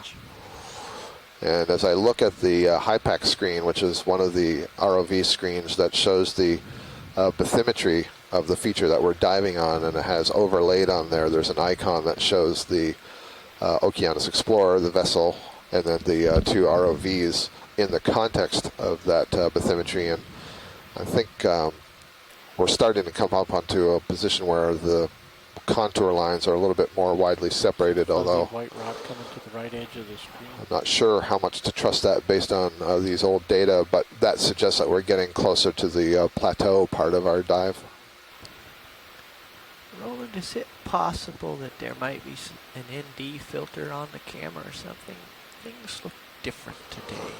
We have gone up above the 1,300 meter mark, so we're at 1,293 meters. Fuzzy rock. We started our dive today. We had a chance to go pull up next to the atoll itself to drop off some supplies to a team of scientists that are working there. And while we were doing that, we put a call out to our onshore team to tell us the history of the naming of the feature. Okay, and they were able to find that it was named in 1807 after Captain Charles J. Johnston of the British Royal Navy ship the HMS Cornwallis that sighted the island. Look at that horseshoe-shaped tube.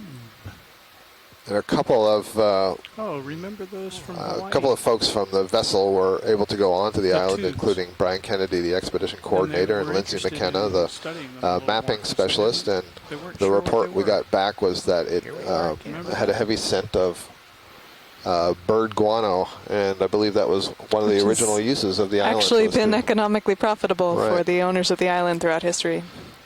So I'm not sure what this tube is that we're having a look at.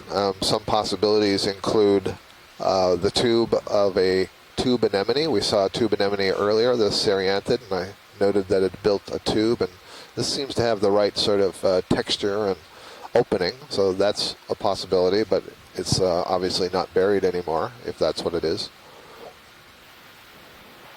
Let's see. So, Scott, we have seen these before on hurl dives. They're very rare, and something's making these houses, and they seem like they're as big as mufflers with openings at both ends, and we don't know what's making them. And they're always on the surface like this? On the right. I can't rotate them. Yeah, and oftentimes you see them in groups, not just one like this one. Huh. It's a very perfect round opening. The tubes of tube anemones that I'm familiar with are much softer, and I don't think they would hold up like that. I think they would collapse. Swim into view. So this may be some kind of crustacean, possibly. You see we're having trouble here because there are a lot of marine organisms that make these sorts of housings, and a fish.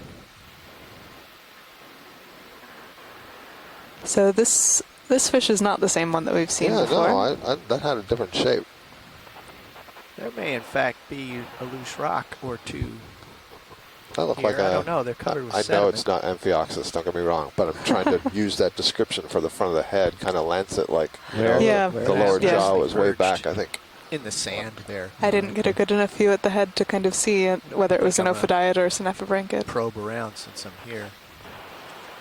Simply because I've Sooner or later, it wouldn't be a bad idea to grab one of these tubes because it's quite a mystery. We have no clue what it is. Huh. Yeah, I wonder if there. But I wonder if the claw could be like slid underneath it if that is deep enough. Kind of what I'm thinking. Yeah. Slide much, it's going to scroll down the hill. You might learn something just by touching. Okay, let's zoom, please, Roland. That's good, thank you.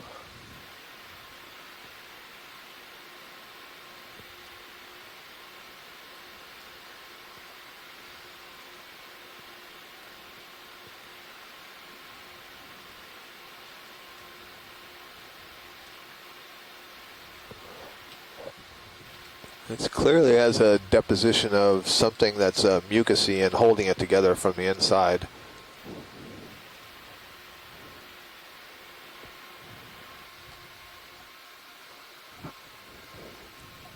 You can also get a good indication that the sediment is fairly deep in this little pocket.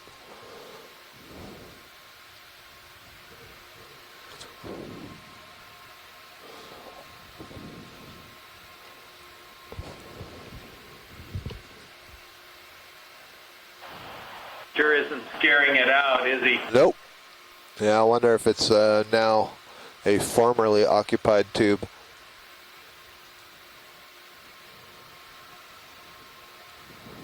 Oh, wow. Nice job. Jeez. Huh. That's great. Yeah, isn't it? Because this thing is mostly sand, we're accounting it against the geology ledger. Now, what to do with it? I don't think we can get any drawers open in our current. Not in our current Nice one. position. Thanks. But if you came up, Does that mean we have to send it to OSU? No. then we could try to get it over into the port bio box. What clues might we look for once we have it on board of what could have made it?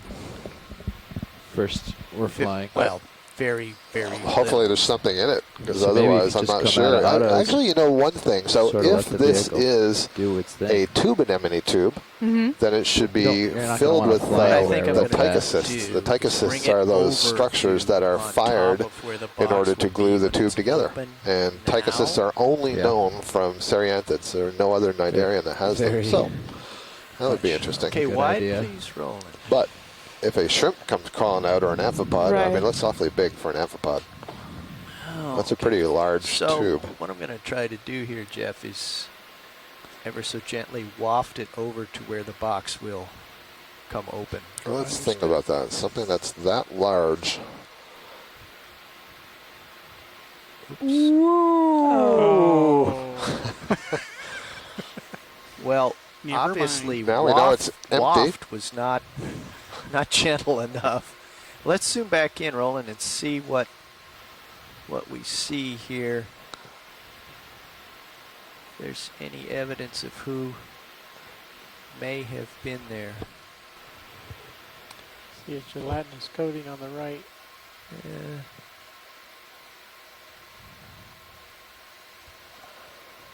That's definitely an empty tube. Should we expend some effort to recover it, or what's your pleasure? I kind of don't think so, because I know Chris is interested, but you know, in the absence of anything in there, I don't know that it's going to tell us anything, especially the way I'm seeing it fall apart here. And I don't think we have the right tools to. We don't have. Yeah, we can't. Yeah, maybe if we had a net or kindly something. and gently, but I tell you what, to out a little bit, zoom out a little bit, Roland. In terms of confirming that nobody's home, we can do a little something here. Gently with 9,000 pounds. Let's zoom in a little bit, Roland. Thanks, that's good right about there.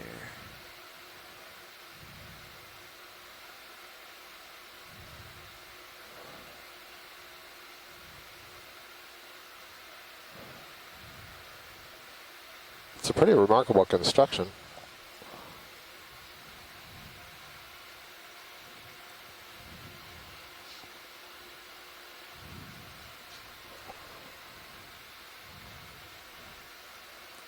If there's anything inside, it lacks substance. Yep.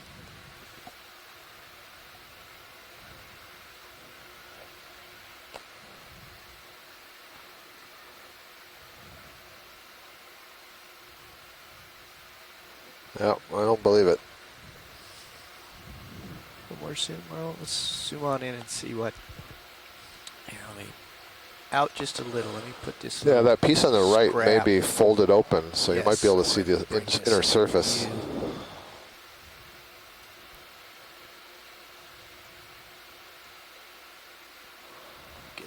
Change my grip here. There we go.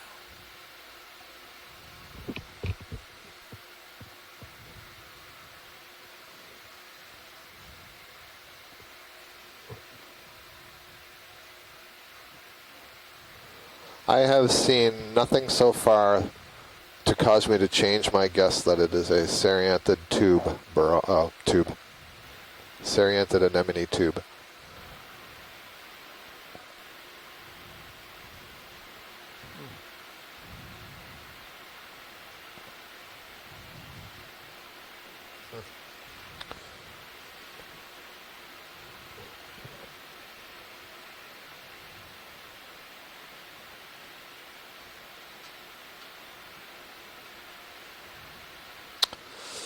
Yep. Thinking, hell, I've had 2 cups of coffee today.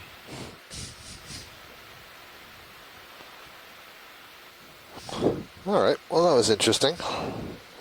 Yeah, that was a display of impressive dexterity from our pilot. You can tell this is not his first time doing this. Now I want to see one of those ocupado. Does that sound right? No.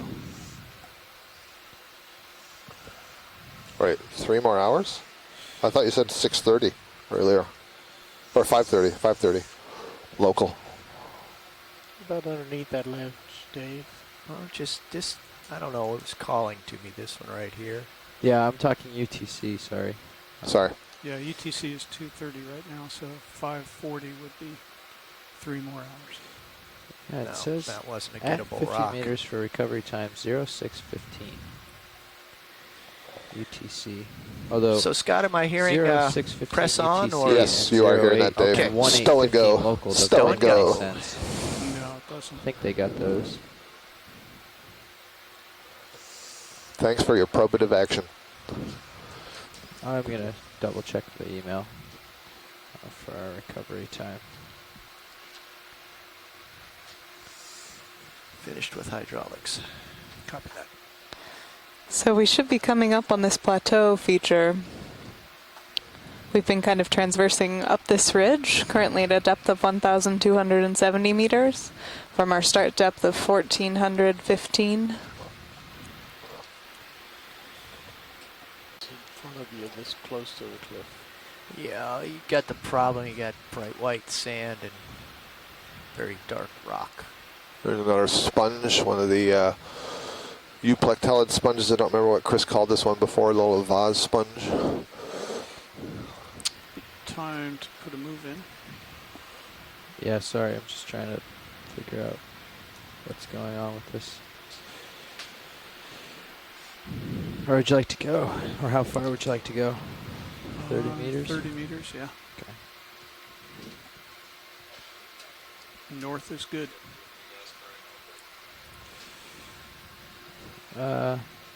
Slow down a little, Dave. 'Cause Yeah, I'm not even moving yet. yeah, why don't you ask? My email's not loading it.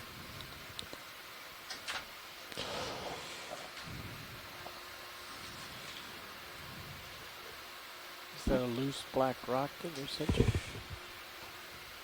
It's huge. Bridge, ROV nav. Is that It's probably not loose. coral directly ahead? Ship move, please.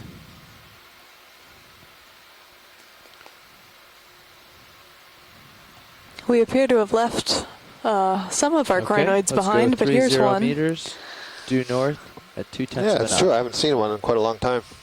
And just as I was thinking that, we went over one. Yeah. It's the way. But certainly not in the abundances that we were seeing closer down to 1,400 meters. Did you see what looked like a whip? No, I didn't.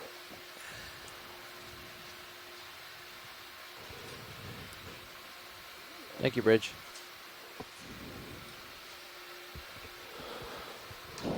Well, one of the discussions that we need to have, that I guess we would have in our post-dive call, is about the next site that we're diving on. And originally we had 2 dive tracks that were on the same ridge but at 2 different depths. And because we had to sacrifice 5 dives, we Yeah, just zoom in right there. semi-arbitrarily, not exactly arbitrarily, but we removed the shallower dive in favor of the deep dive. And now I'm thinking even more so we should do the deep dive, because maybe we don't want to be at this depth if there's going to be such low oxygen. So I think this is a very interesting looking holothurian, another sea cucumber. So Different than the one that we were seeing earlier. Yes, not that synallactid that had all the detritus sort of held onto its back, but you can see various podia. Those are the tube feet extending onto the substrate. They can kind of suction cup themselves and hold themselves in place, but then it also has these extensions from the upper part of the body. And let me consult my notes here. And these holothurians are a very important part of the deep sea community, playing a role from depths all the way down to 10,000 meters. So one of the orders of the holothurians, the sea cucumbers, is the Elazapodida, and most of them have some degree of elaboration of what we call papillae on the upper side. So that the species fed selectively on particles settled to the seafloor within the previous 20 days.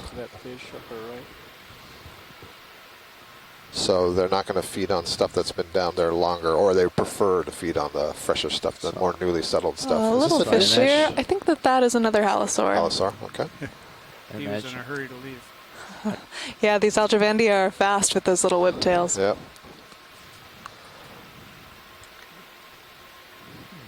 These notes also say that the guts of this one, the sea cucumber, showed a 500-fold enrichment of chlorophyll A relative to surface sediments, meaning as it's moving over the mud, it's preferentially ingesting the mud or the sand grains. That would be good. Let's have a quick zoom on the upper right. I think this is another Chrysogorgia colony, and we haven't seen an octocoral in a couple of hours now, I think. Mm-hmm. We are still seeing a lot of sediment in this area, so we've cited that earlier as maybe one of the reasons that we're not seeing so many of these corals.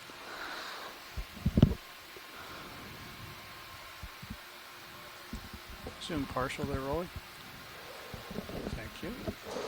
Indeed, this is definitely a Chrysogorgia octocoral, and that is the only kind of octocoral that we've seen today other than the sea pens. So that's rather interesting. No bamboo coral. Oh no, we did see a primnoid, didn't we? We did. We thought perhaps was Narella. So we saw one possible Narella, and I think this is our 5th Chrysogorgia. So if you zoom in a little more, if possible, on the lower right, I can see a squat lobster down there, just like with all the other colonies we saw. Thank you, Bridge. And there it is. You can see his long arms extended. How are you feeling? The chrysogores are very interesting. They have what's referred to as sympodial growth. And it's essentially that they put up part of the stem, and then you can imagine that there's almost a branch that is the next part of the stem, and then a branch that's the next part of the stem. And so that makes it very angular. And when you're looking at it, we describe them as kind of geometric. You can really see where the bends are. The bends are very consistent, and when the branches come out, well, fish alert. Yeah, so this isn't a halosaur, so if we could get a quick zoom. Looks like some kind of eel. As it goes back under. Yeah, fair enough. He's turning around. He's turning around. Here we go. So this does look like a synaphobranchid eel. And what we look for to ID these are the dorsal fin. But this one looks like it's in a hurry. We have this kind of dogma of the deep sea organisms being sort of slow and sluggish, but I think these guys are a good indication that they're not. So this dorsal fin origin looks pretty far back. So I would ID this as Synaphobranchus brevidorsalis. That brevidorsalis coming from the dorsal fin being far back behind the head. And we think that this jaw opening is a stress response maybe to the lights of the ROV. Might be some little sea pens also in the sand down there, so it would look like sticks protruding. Thanks for that fish video. You bet. And possibly a shrimp on the lower right. Ready for another ship move? I see the shrimp. 0 meters, due north at 0.2 of a knot. Yep, nematocarcinid shrimp, one of these benthic shrimp with the very long, slender legs and the long antennae. Thank you, Jeff.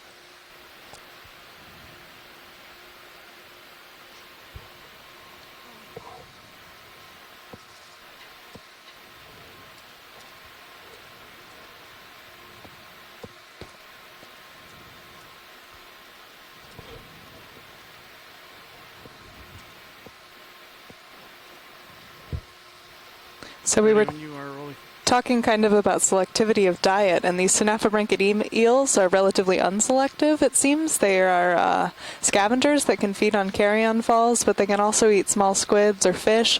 But you see that jaw morphology kind of precludes them from taking too many big bites out of carrion. So there's a study that shows that they actually weigh sort of 3, perhaps 3 to 4. But here we're only at about 1.5. So at least half those levels. It's a very low saturation level. So maybe a stratified area despite that current coming through. So this is another crinoid that we've gotten some good images of earlier.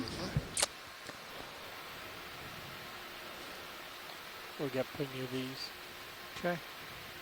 Thanks.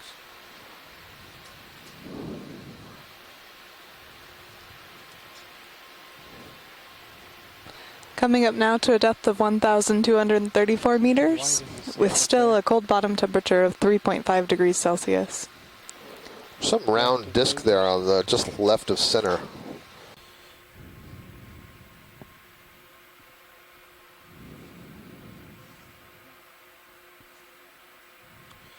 Thank you, Bridge.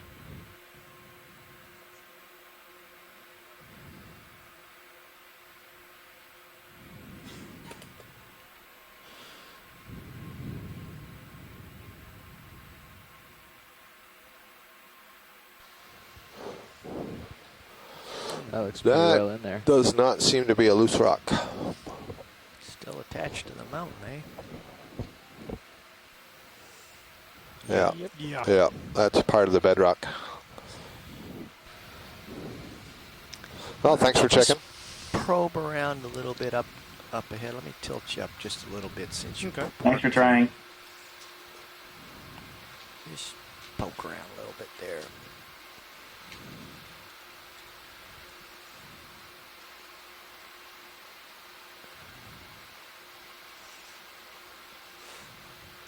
Just a little up and to the left, above the lasers. I think they, Yeah, they're all stuck. Yeah.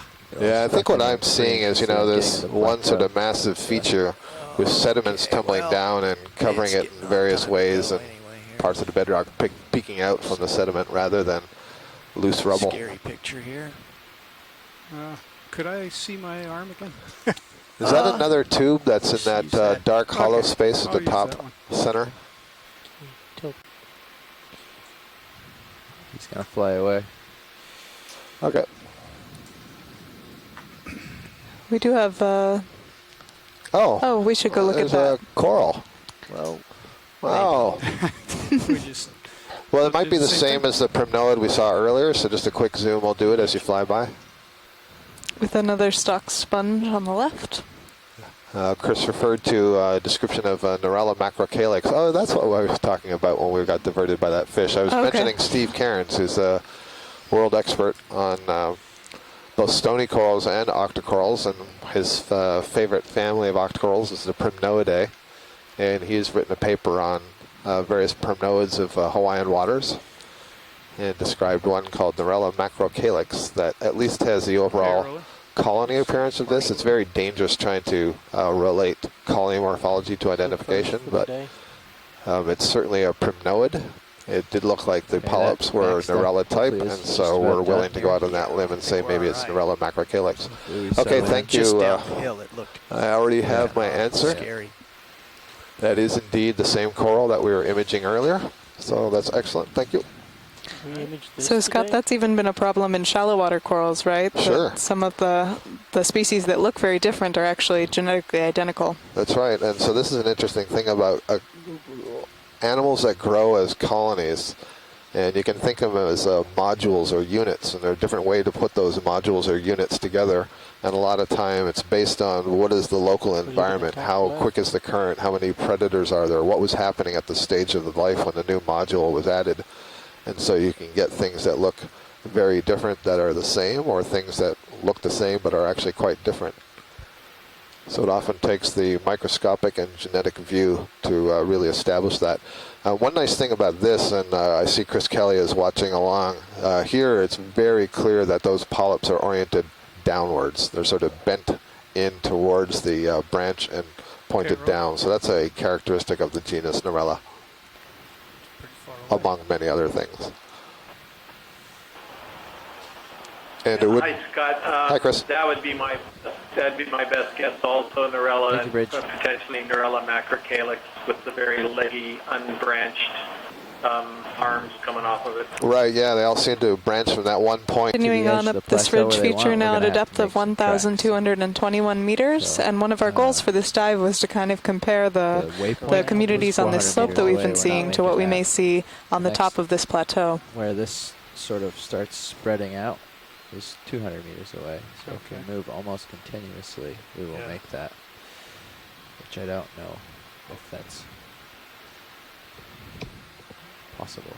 So just want to make it as far as we can. Yeah.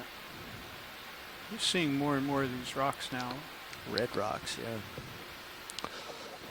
Which I think is as to be expected. What we described before, what Jasper, geologist at the University of Hawaii, described before was that we've got this seamount, and it's come to a flat top, which is an indication that it was exposed to at sea level at some point in its history, and then it's subsided and the sea level has risen, and then there's kind of a separate cap on top of that, which is a carbonate cap, which is what has formed the reef in Johnston Atoll itself.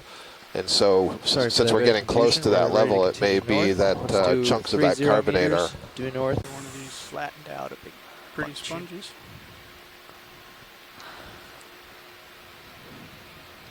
Another hexactinellid glass sponge here. I think we've gotten some good images of these so far. Let's take a snap zoom of that roll. We even got one of those in the box. Thank you, Bridge. Yes, we do. And so in this fact, is the Walteria? The Walteria, and it's also, you see, very narrow at the top, and the one that we collected was narrow at the top like that. We've seen some others during the dive that aren't narrow at the top, although they're much larger, so I don't know if the morphology changes as they grow. That thing there in the left lasers. It looks like it's flattening out, and I can see that in both the ROV view and the Sirius view. So maybe we are starting to get onto the upper part of this plateau. 2 fish. Wow, pretty far ahead of you now. 3 fish. You've seen a pretty clear increase in sediment. I think that would also be borne out by both the bathymetric map and the sonar. So we've got a fish swimming by. It's funny, I thought one of those fish was a sea pen, but It was very still. I think that might be another halosaur. Yeah, to the left here. I think so, yeah. And then farther behind to the left. Yeah. I mean, this is the habitat I expect to see lots of sea pens now. But as we know, fish move and sea pens don't. I see, so that's a halosaur there. Zoom fish. Yeah, so these halosaurs get up to about 50 centimeters. We've gotten some nice shots of these today. Thanks.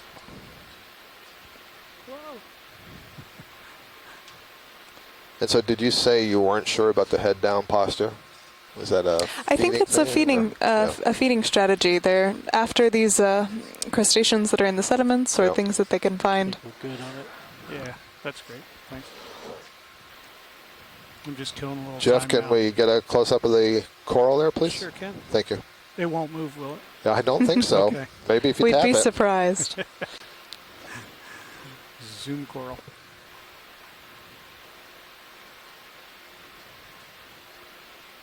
There's a crab in the rock to our left. So indeed, this is another sea pen. You can see the polyps are arising directly from the primary polyp, the rachis, the main stalk. And Chris suggested earlier this might be in the genus Prototillum. Next.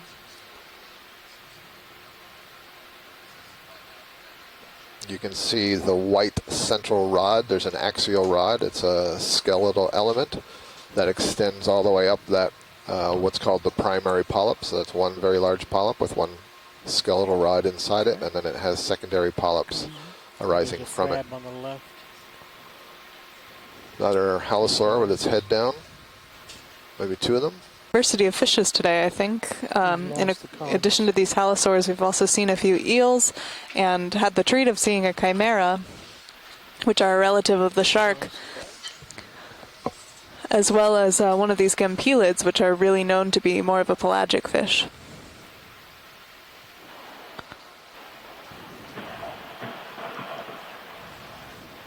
So Carl, immediately lower left. I guess they don't always have this head down posture. This one's upside down. Okay, You know watch lead. something's going to Carl prove you here, wrong. pilot for dinner relief. Hello, Carl. Hello. Dinner. Oh, jeez. Yeah, it's that time again. Totally forgot. Welcome to the chair. Thank you. So, we're heading generally northwards. Yeah, we've been traversing up a wall, as I'm sure your former occupant of the chair has told you, and I think we've just got to the lip of this plateau. And so I suspect that it's going to be pretty flat from here out and probably mostly sediments. But we are interested in having a look at that for the last half hour of our dive and seeing how it differs from the slope itself. Copy that. Video, want to do a quick zoom on this crab? Oh, what is this one called? So it's got the really long arms. This is... We may ask our onshore team for some help with identification for this guy, who's been hiding in this little burrow here. Yeah, I think we've seen this one before. Set down. It's not that spider crab. Oh, I'm hearing some fuzz. Some fuzz from shore, maybe? Next zoom. Okay. Thank you, Bridge.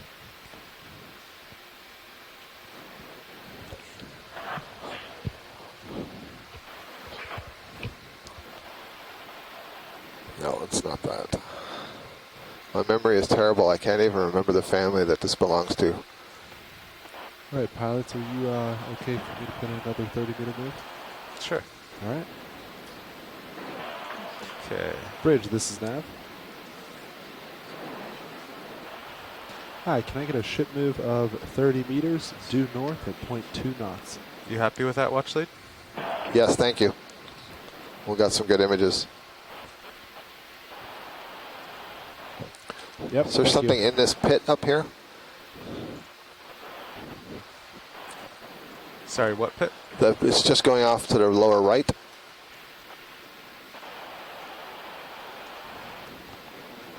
The little sand Thank you, divot Bridge. to the right. Gotcha. No. Yeah, it just came in. Right there, yeah. I see it. That Pile brown.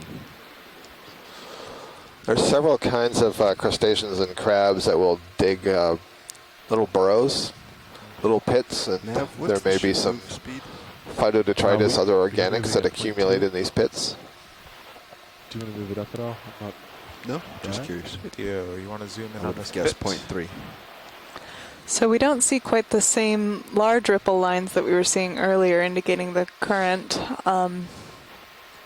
Maybe some more smaller rippling structure. It doesn't look like anything alive in there. I agree with you, Carl. So one of the things these pits do is they serve as places where you accumulate organic material, Okay, we can go this live. fluff that's drifting over the bottom and settling.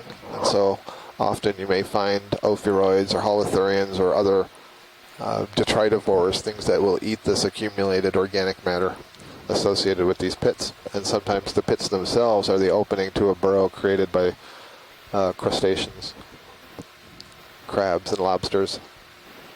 I don't think it's a fish. But you're wrong, I think. You have time. Or is it a worm? Yeah, let's come wide. I'll sit down. Sorry. We're going to get a better view of that because clearly it's sparked our It attention. looks like it had a lot of little legs. Yeah, I think it might have been a polygate worm. Yeah. I believe it to be one of those flatfish. Oh, see, we got all kinds of opinions. This is good. This is what happens when we're deserted from our onshore folks. Or when we just guess make up before all we kinds of really stuff. see. Yeah, exactly. We'll wait till the close-up. Always trust in your video. But again, pointing out to the folks watching at home that you are exploring this environment live with us. That's right. I'm sure they'll clean this all up in the replay. Okay, video. Let's go in. Oh, you're right. Little fish. Well, I got a close-up. I still don't have an ID. Always trust your video. He will never steer you wrong while you're watching. Hey guys, I'm starting to lean toward fish here. Yeah, so am I. Do you think those it's look alive? Like fins. Pilot, could you I tilt don't up think a it's little? alive. Come on. Sliding in the mud. Yeah, it's. I think it could be I don't know a if that was soul. passed on. That was fascinating. Not used to the mud, huh? Yeah, it's quite slippery. I have the same So if problem. we can see a view of the eyes, we'll be able to tell if it's one of these soles or benthic flatfish that live on the bottom, because those will actually have both of their eyes on one side. Yeah, do it, but It's definitely not a holothurian. 230 It's meters. not Yeah. a polygate. Yeah. Okay. Oh, that's cool. Huh. Well, I don't know that species. It's a good opportunity to tell everyone that Mackenzie specializes in very, very deep sea fish, abyssal and hadal. Actually, hadal. The hadal zone is that zone in the deep sea biology world that we think of as below about 6,000 meters down to the deepest parts of the ocean at 10,000 meters. So the Got your camera trenches. still, so just plan it hard. A little closer in. So she's dabbling in shallow water stuff That's what I today. do. There you We're go, only video. 1.2 Here at our depth kilometers of deep. 1,000 meters. Right. Now we're in the thruster wash here. It's okay, they'll go away. It's not easily disturbed, this fish, is it? So, yeah, this is a flatfish. You can see both eyes there. Very interesting. There we go. Chris, have you seen something like this before in the Hawaii Undersea Research Laboratory dives? Okay, hold that enough for still, and then you have to move. So, All right, let's Coming go down. wide video. Hold on. flatfish are in the family Pleuronectidae, and they are an interesting group because they do, as they develop, have this shift where the eyes will actually move to one side so that they can lie on the sediment go and look up at prey. And you see that there are fewer and fewer flatfish as you go deeper, because that just doesn't become a viable strategy when there's so little life. We passed over another sea pen. We've gotten some good views of these fish. Okay. These are our halosaurs of the genus Aldrobandia, All right. Come wide. and they're fast. Upper right. Off screen. Straight ahead. I believe it's a starfish. Off screen. I'll get there, video. Just let me know where. Pilot, if we start to get ready at, let's see, 3:35 UTC. That should give us enough time to be at 50 meters. That's isn't our ascent about Oh, there's something new. 35 minutes? yes. Sorry, I wasn't paying attention. You already referred to that. Are we heading towards We it? haven't talked much about this. We're waiting So for the it to big come sea into star. view. TC, correct? To be 50 meters. You can see we've left our rocky slope behind. Absolutely. And this is what I thought we would see up on this plateau, but if the currents were really strong, it might have been that they'd blown them off, or I don't actually see that much in the way of rippling. This So kind we of looks want like the call out to be right at 6. Is that sun star sort of thing. Yes, the 15-minute call at 6. And I apologize for the 'cause we're 500 vagueness of meters. that. Gotcha, yeah. Okay, video. Let's see if I can...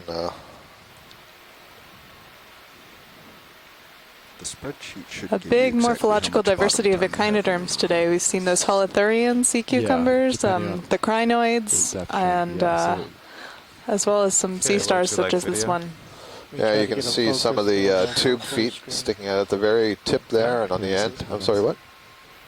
Well, this I'm looking at something from the Hurl guide. That's a Mixasteridae. That's a family, Mixasteridae, and I'm not entirely convinced that that's what we're looking at, but it is possible.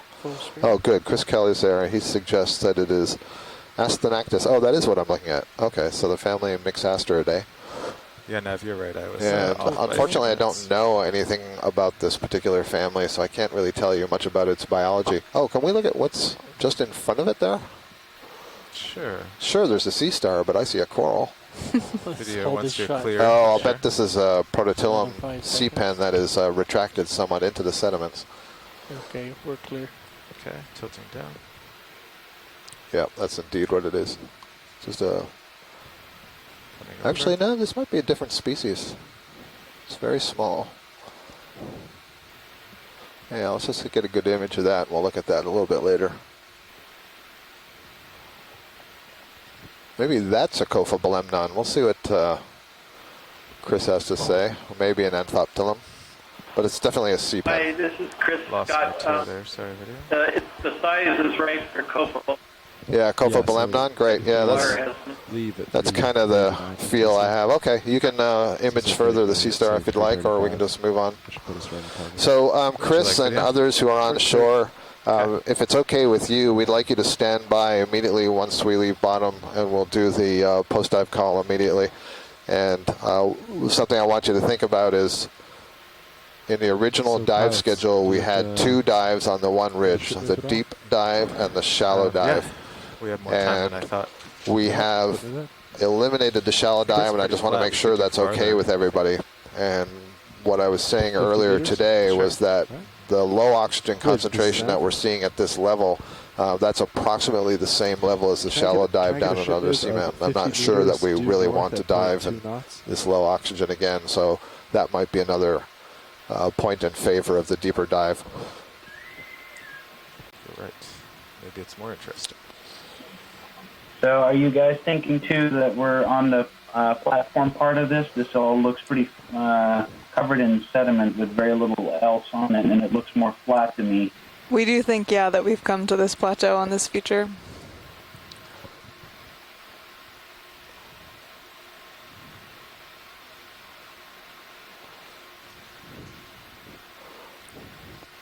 So a crinoid sitting on something. Maybe a piece of carbonate? A crinoid that has found the one piece of hard substrate here. That's right.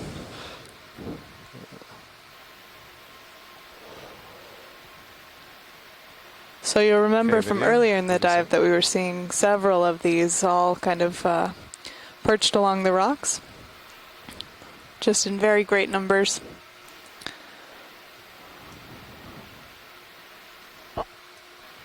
Drifting back. Sorry. I'm tugging you back big time. Being tugged. And Chris Kelly had ID'd this one earlier for us as Glyptometra, the genus. Again, one of these comatulid crinoids that are unstalked. What's did we say what's the red thing behind it? Is that a shrimp? Oh yeah, it must be. I see some very long antennae peeking through the arms of the crinoid. Chris, I sent a note in the event log, but I don't actually see it Video switching up. appearing. Yeah, I've disconnected. So to answer your question about the depth of the deeper option, So It turn was, left and look at those sunlight right now targets. it's set at 2,950 That actually takes you meters. back into my view. But it would be very easy for us to nudge that to a shallower starting depth, so 28, 27, 2,500 meters, whatever we think. I'm just not sure that we should go with the option that was as shallow as 1,300.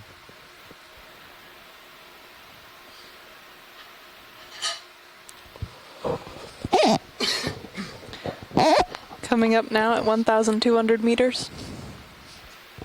Doesn't quite For those of you take who that are much listening along to us on shore, I'm not referring to the scientists, but the general public, the selection of the sites that we dive goes through a fairly long process. We get some input from whatever scientists are interested in contributing to the mission, to dictating where it is that we do our explorations. We try to make the choices based on consensus and interest in different things. One of the overall goals of this expedition is to learn something about ridges, these unknown habitats that haven't been viewed before, deep sea mining and the possible impacts, and so where might there be communities that we might want to try to steer clear of and direct mining to other areas, and that kind of thing.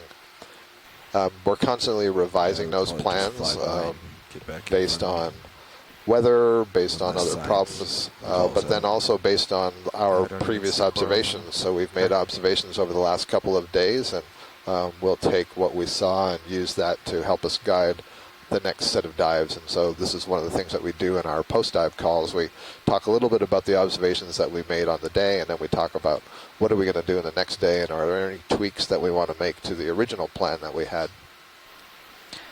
And I think since this is a new unexplored area, we're trying to get some variety in terms of depth and substrate, and in the sites that we're selecting on some of these different seamount features.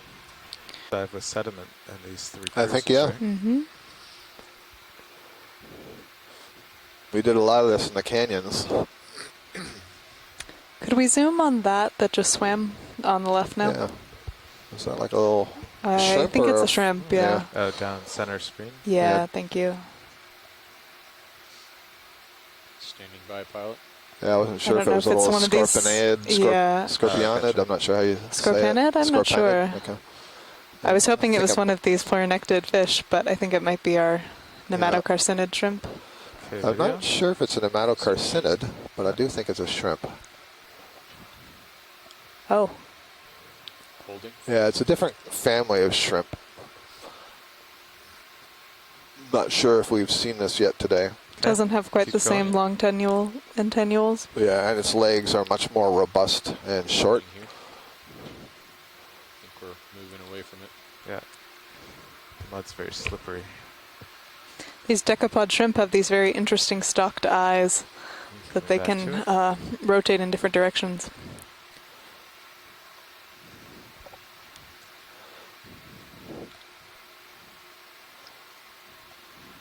You can also see lots of little structure in the sediment.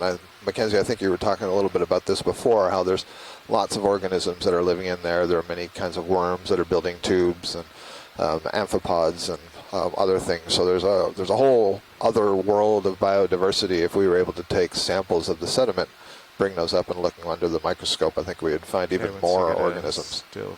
And we were talking about kind of burrowing in tubes earlier. One of the cool techniques that people employ is taking a core of the sediment, just a little chunk out of it, and then you can actually even X-ray that sort of sample and get an idea of kind of the 3D topographic structure that's going on inside of it with different burrows. So still very low. Head north. Do a quick zoom on this object up here. Bridge, this is Nav. What are you looking for in particular? You can just hold that. Yeah, Coming can I up to get it another ship move of 50 yes, meters Chrysogorgia. due north at 0.2 knots? How about that? Any interest in this Chrysogorgia watch lead? Yeah, sure, if we've got the time while we're here. So I don't think we saw this before up here, right? Not on this slope, no. Right. Not on the plateau. Not on the plateau, excuse me. Full wide.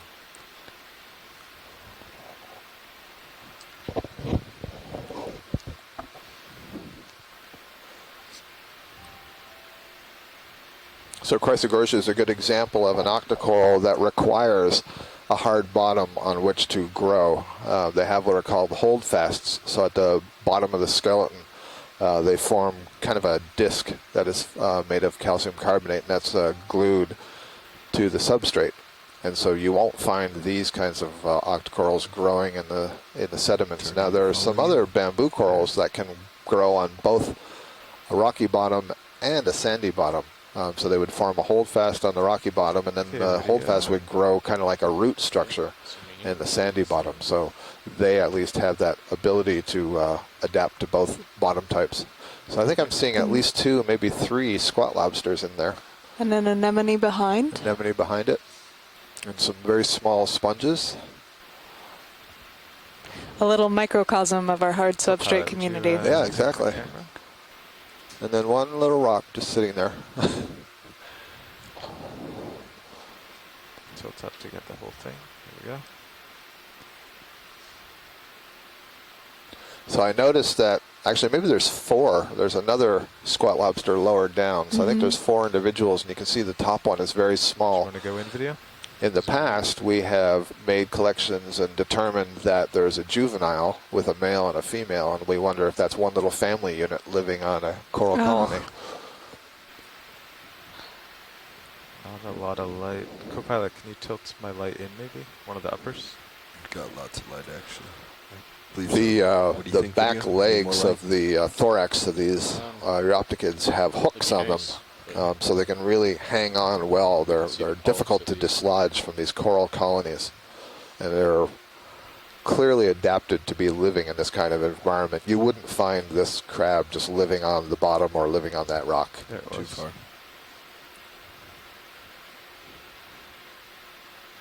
One thing we don't know is, if this is a family unit, and if that is a juvenile, the small one up near the top, does it get to stay on this coral? I don't know how long these crabs live and sort of take over, or does it have to leave and find another coral? There's something else wrapped around the center of that stem. I wonder if those are aplacophorine mollusks, or is it just yet another small crab? It's really hard. This is the problem with these Chrysogorgia, the way they branch so much. It's hard to sort of see through that. Just as a reminder, Chrysogorgia means gold coral, and the color of the skeleton has a golden sheen to it. Nice focus. Great video. view. When video's happy, should probably start thinking Time about to go. moving on. Okay. Is he referring to the what's on the rock? Time to go, but Oh, No, asking about. I see. coming back down. Okay, let me know when you're clear, video. So is it my understanding that off-bottom time is imminent? About 10 more minutes. 10 minutes. 10 minutes to off-bottom time. So we're still in the middle of a move, so I'll shoot ahead to change. Okay. Seems all right. Oh, looks like maybe an umbellula. Yes, umbellula, another sea pen. So that's interesting. We started the dive with an umbellula, and we're coming to the end of a dive with an umbellula. So they're bracketing. This one has more polyps than the one we saw earlier in the dive. This is yet another kind of sea pen, and you see on this kind, all of the polyps grow from the distal tip, the end of the colony. And the peduncle, the swollen bulb, is stuck down into the sediments. You can see there's a pretty good current here moving from the right to the left. That would be from the, more or less the east to the west. These are really beautiful octocorals, really beautiful sea pens. They're very common in the deep sea, and you can find them down 4,000 meters deeper. Can zoom in some more. Can you tilt down a bit? Yep. Thanks. So what makes a sea pen is the presence of that peduncle, the swollen base, the one long axis with a single unbranched skeleton in there, and then polyps rising from it. But the way that the polyps arise varies from family to family, genus to genus. And I apologize if I'm repeating myself, but the interesting thing is the base, that swollen peduncle and the long stalk, that's one giant polyp, and it just has no tentacles, and it's called the primary polyp. And all those other ones arise from the primary polyp. Let's just take a zoom on the shrimp and this crinoid as we go by.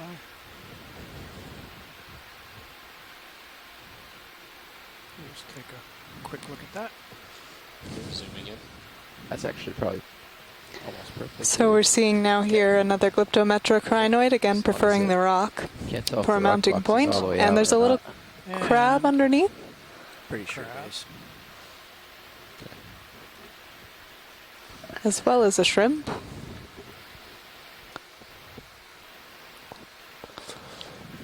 So I'm going to go out on a limb here. I shouldn't, but I'm going to say crangonid. They're more robust shrimp. The exoskeleton is heavier. You see there's bigger spines on the top of the abdomen there, and the rostrum and the heavily toothed upper part of the carapace, which is just behind the eye. It's the carapace is the name for that part of the hard membrane that covers the top of the legs. The gills stick up underneath there. Okay. I gotta go down. And with this quality of video, you can get a very good image of the rostrum and again those spines as well as the segments, which are useful for the identification of these shrimps. Chris is saying that this shrimp looks like heterocarpus. Push out almost as far north as you can reach, and then if we still have more, you could Is there something sail in this west pit? and explore. That'll line us up. Just maybe an accumulation of detritus again. So it clearly looks like somebody's been digging and created a mound here.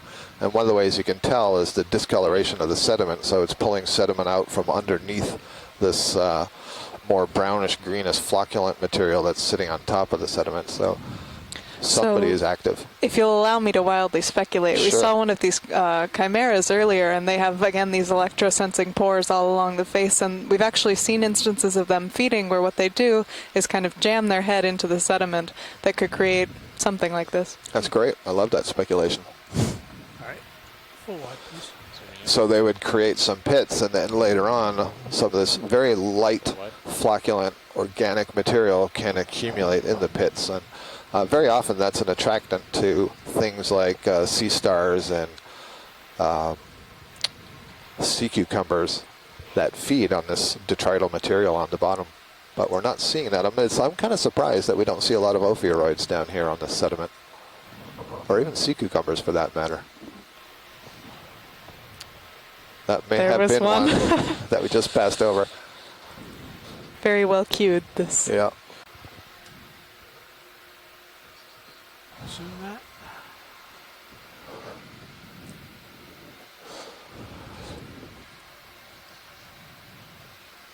Do we have a shutter on this camera? Because it's... Yeah, something's different today. That was very jittery, is it? Oh, that's that monitor. There's a converter box there that adds some judder. Okay. Does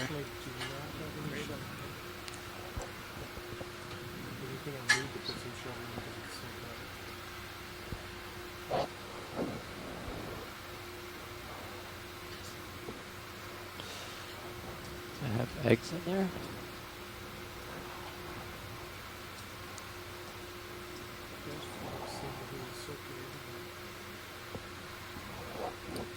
Scott? Yeah, I'm sorry. I was replying to someone on shore. Eggs are going in. So this looks, it's a sea pen. It definitely has eggs. I can see the eggs at the base there, and I'm not sure whether to call this an anthopilum. It doesn't have a curled skeleton. They often do. Prototillum or something else. But it's definitely a sea pen. The blacks down the middle is really cool. Yeah, so what you're seeing there is essentially the pharyngeal tube. So the throat, or the esophagus, if you will, extending down into the base of the polyp. That's what that dark line is. I didn't even see the top of the peduncle there, so it's buried pretty good. Sorry, losing my grip. Can you come out wide? All right, thank you. And so if you do a clockwise turn and explore westward.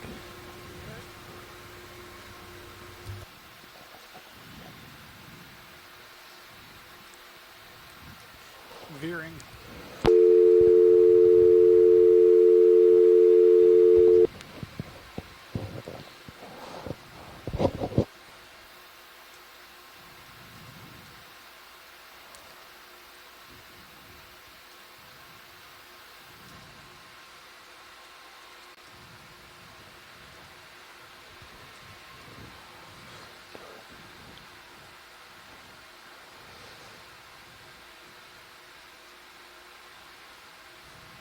Here's a whole bunch of these divots you were talking about. Yeah. There's also some elongated ones. Mm-hmm.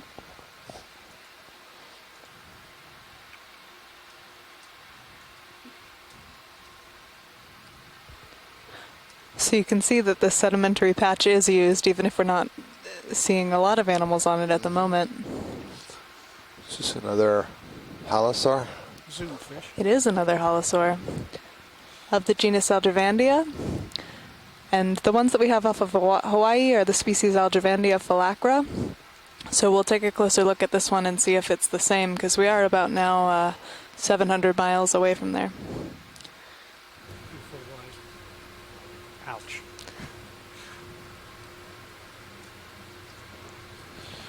All right. I think that's about time.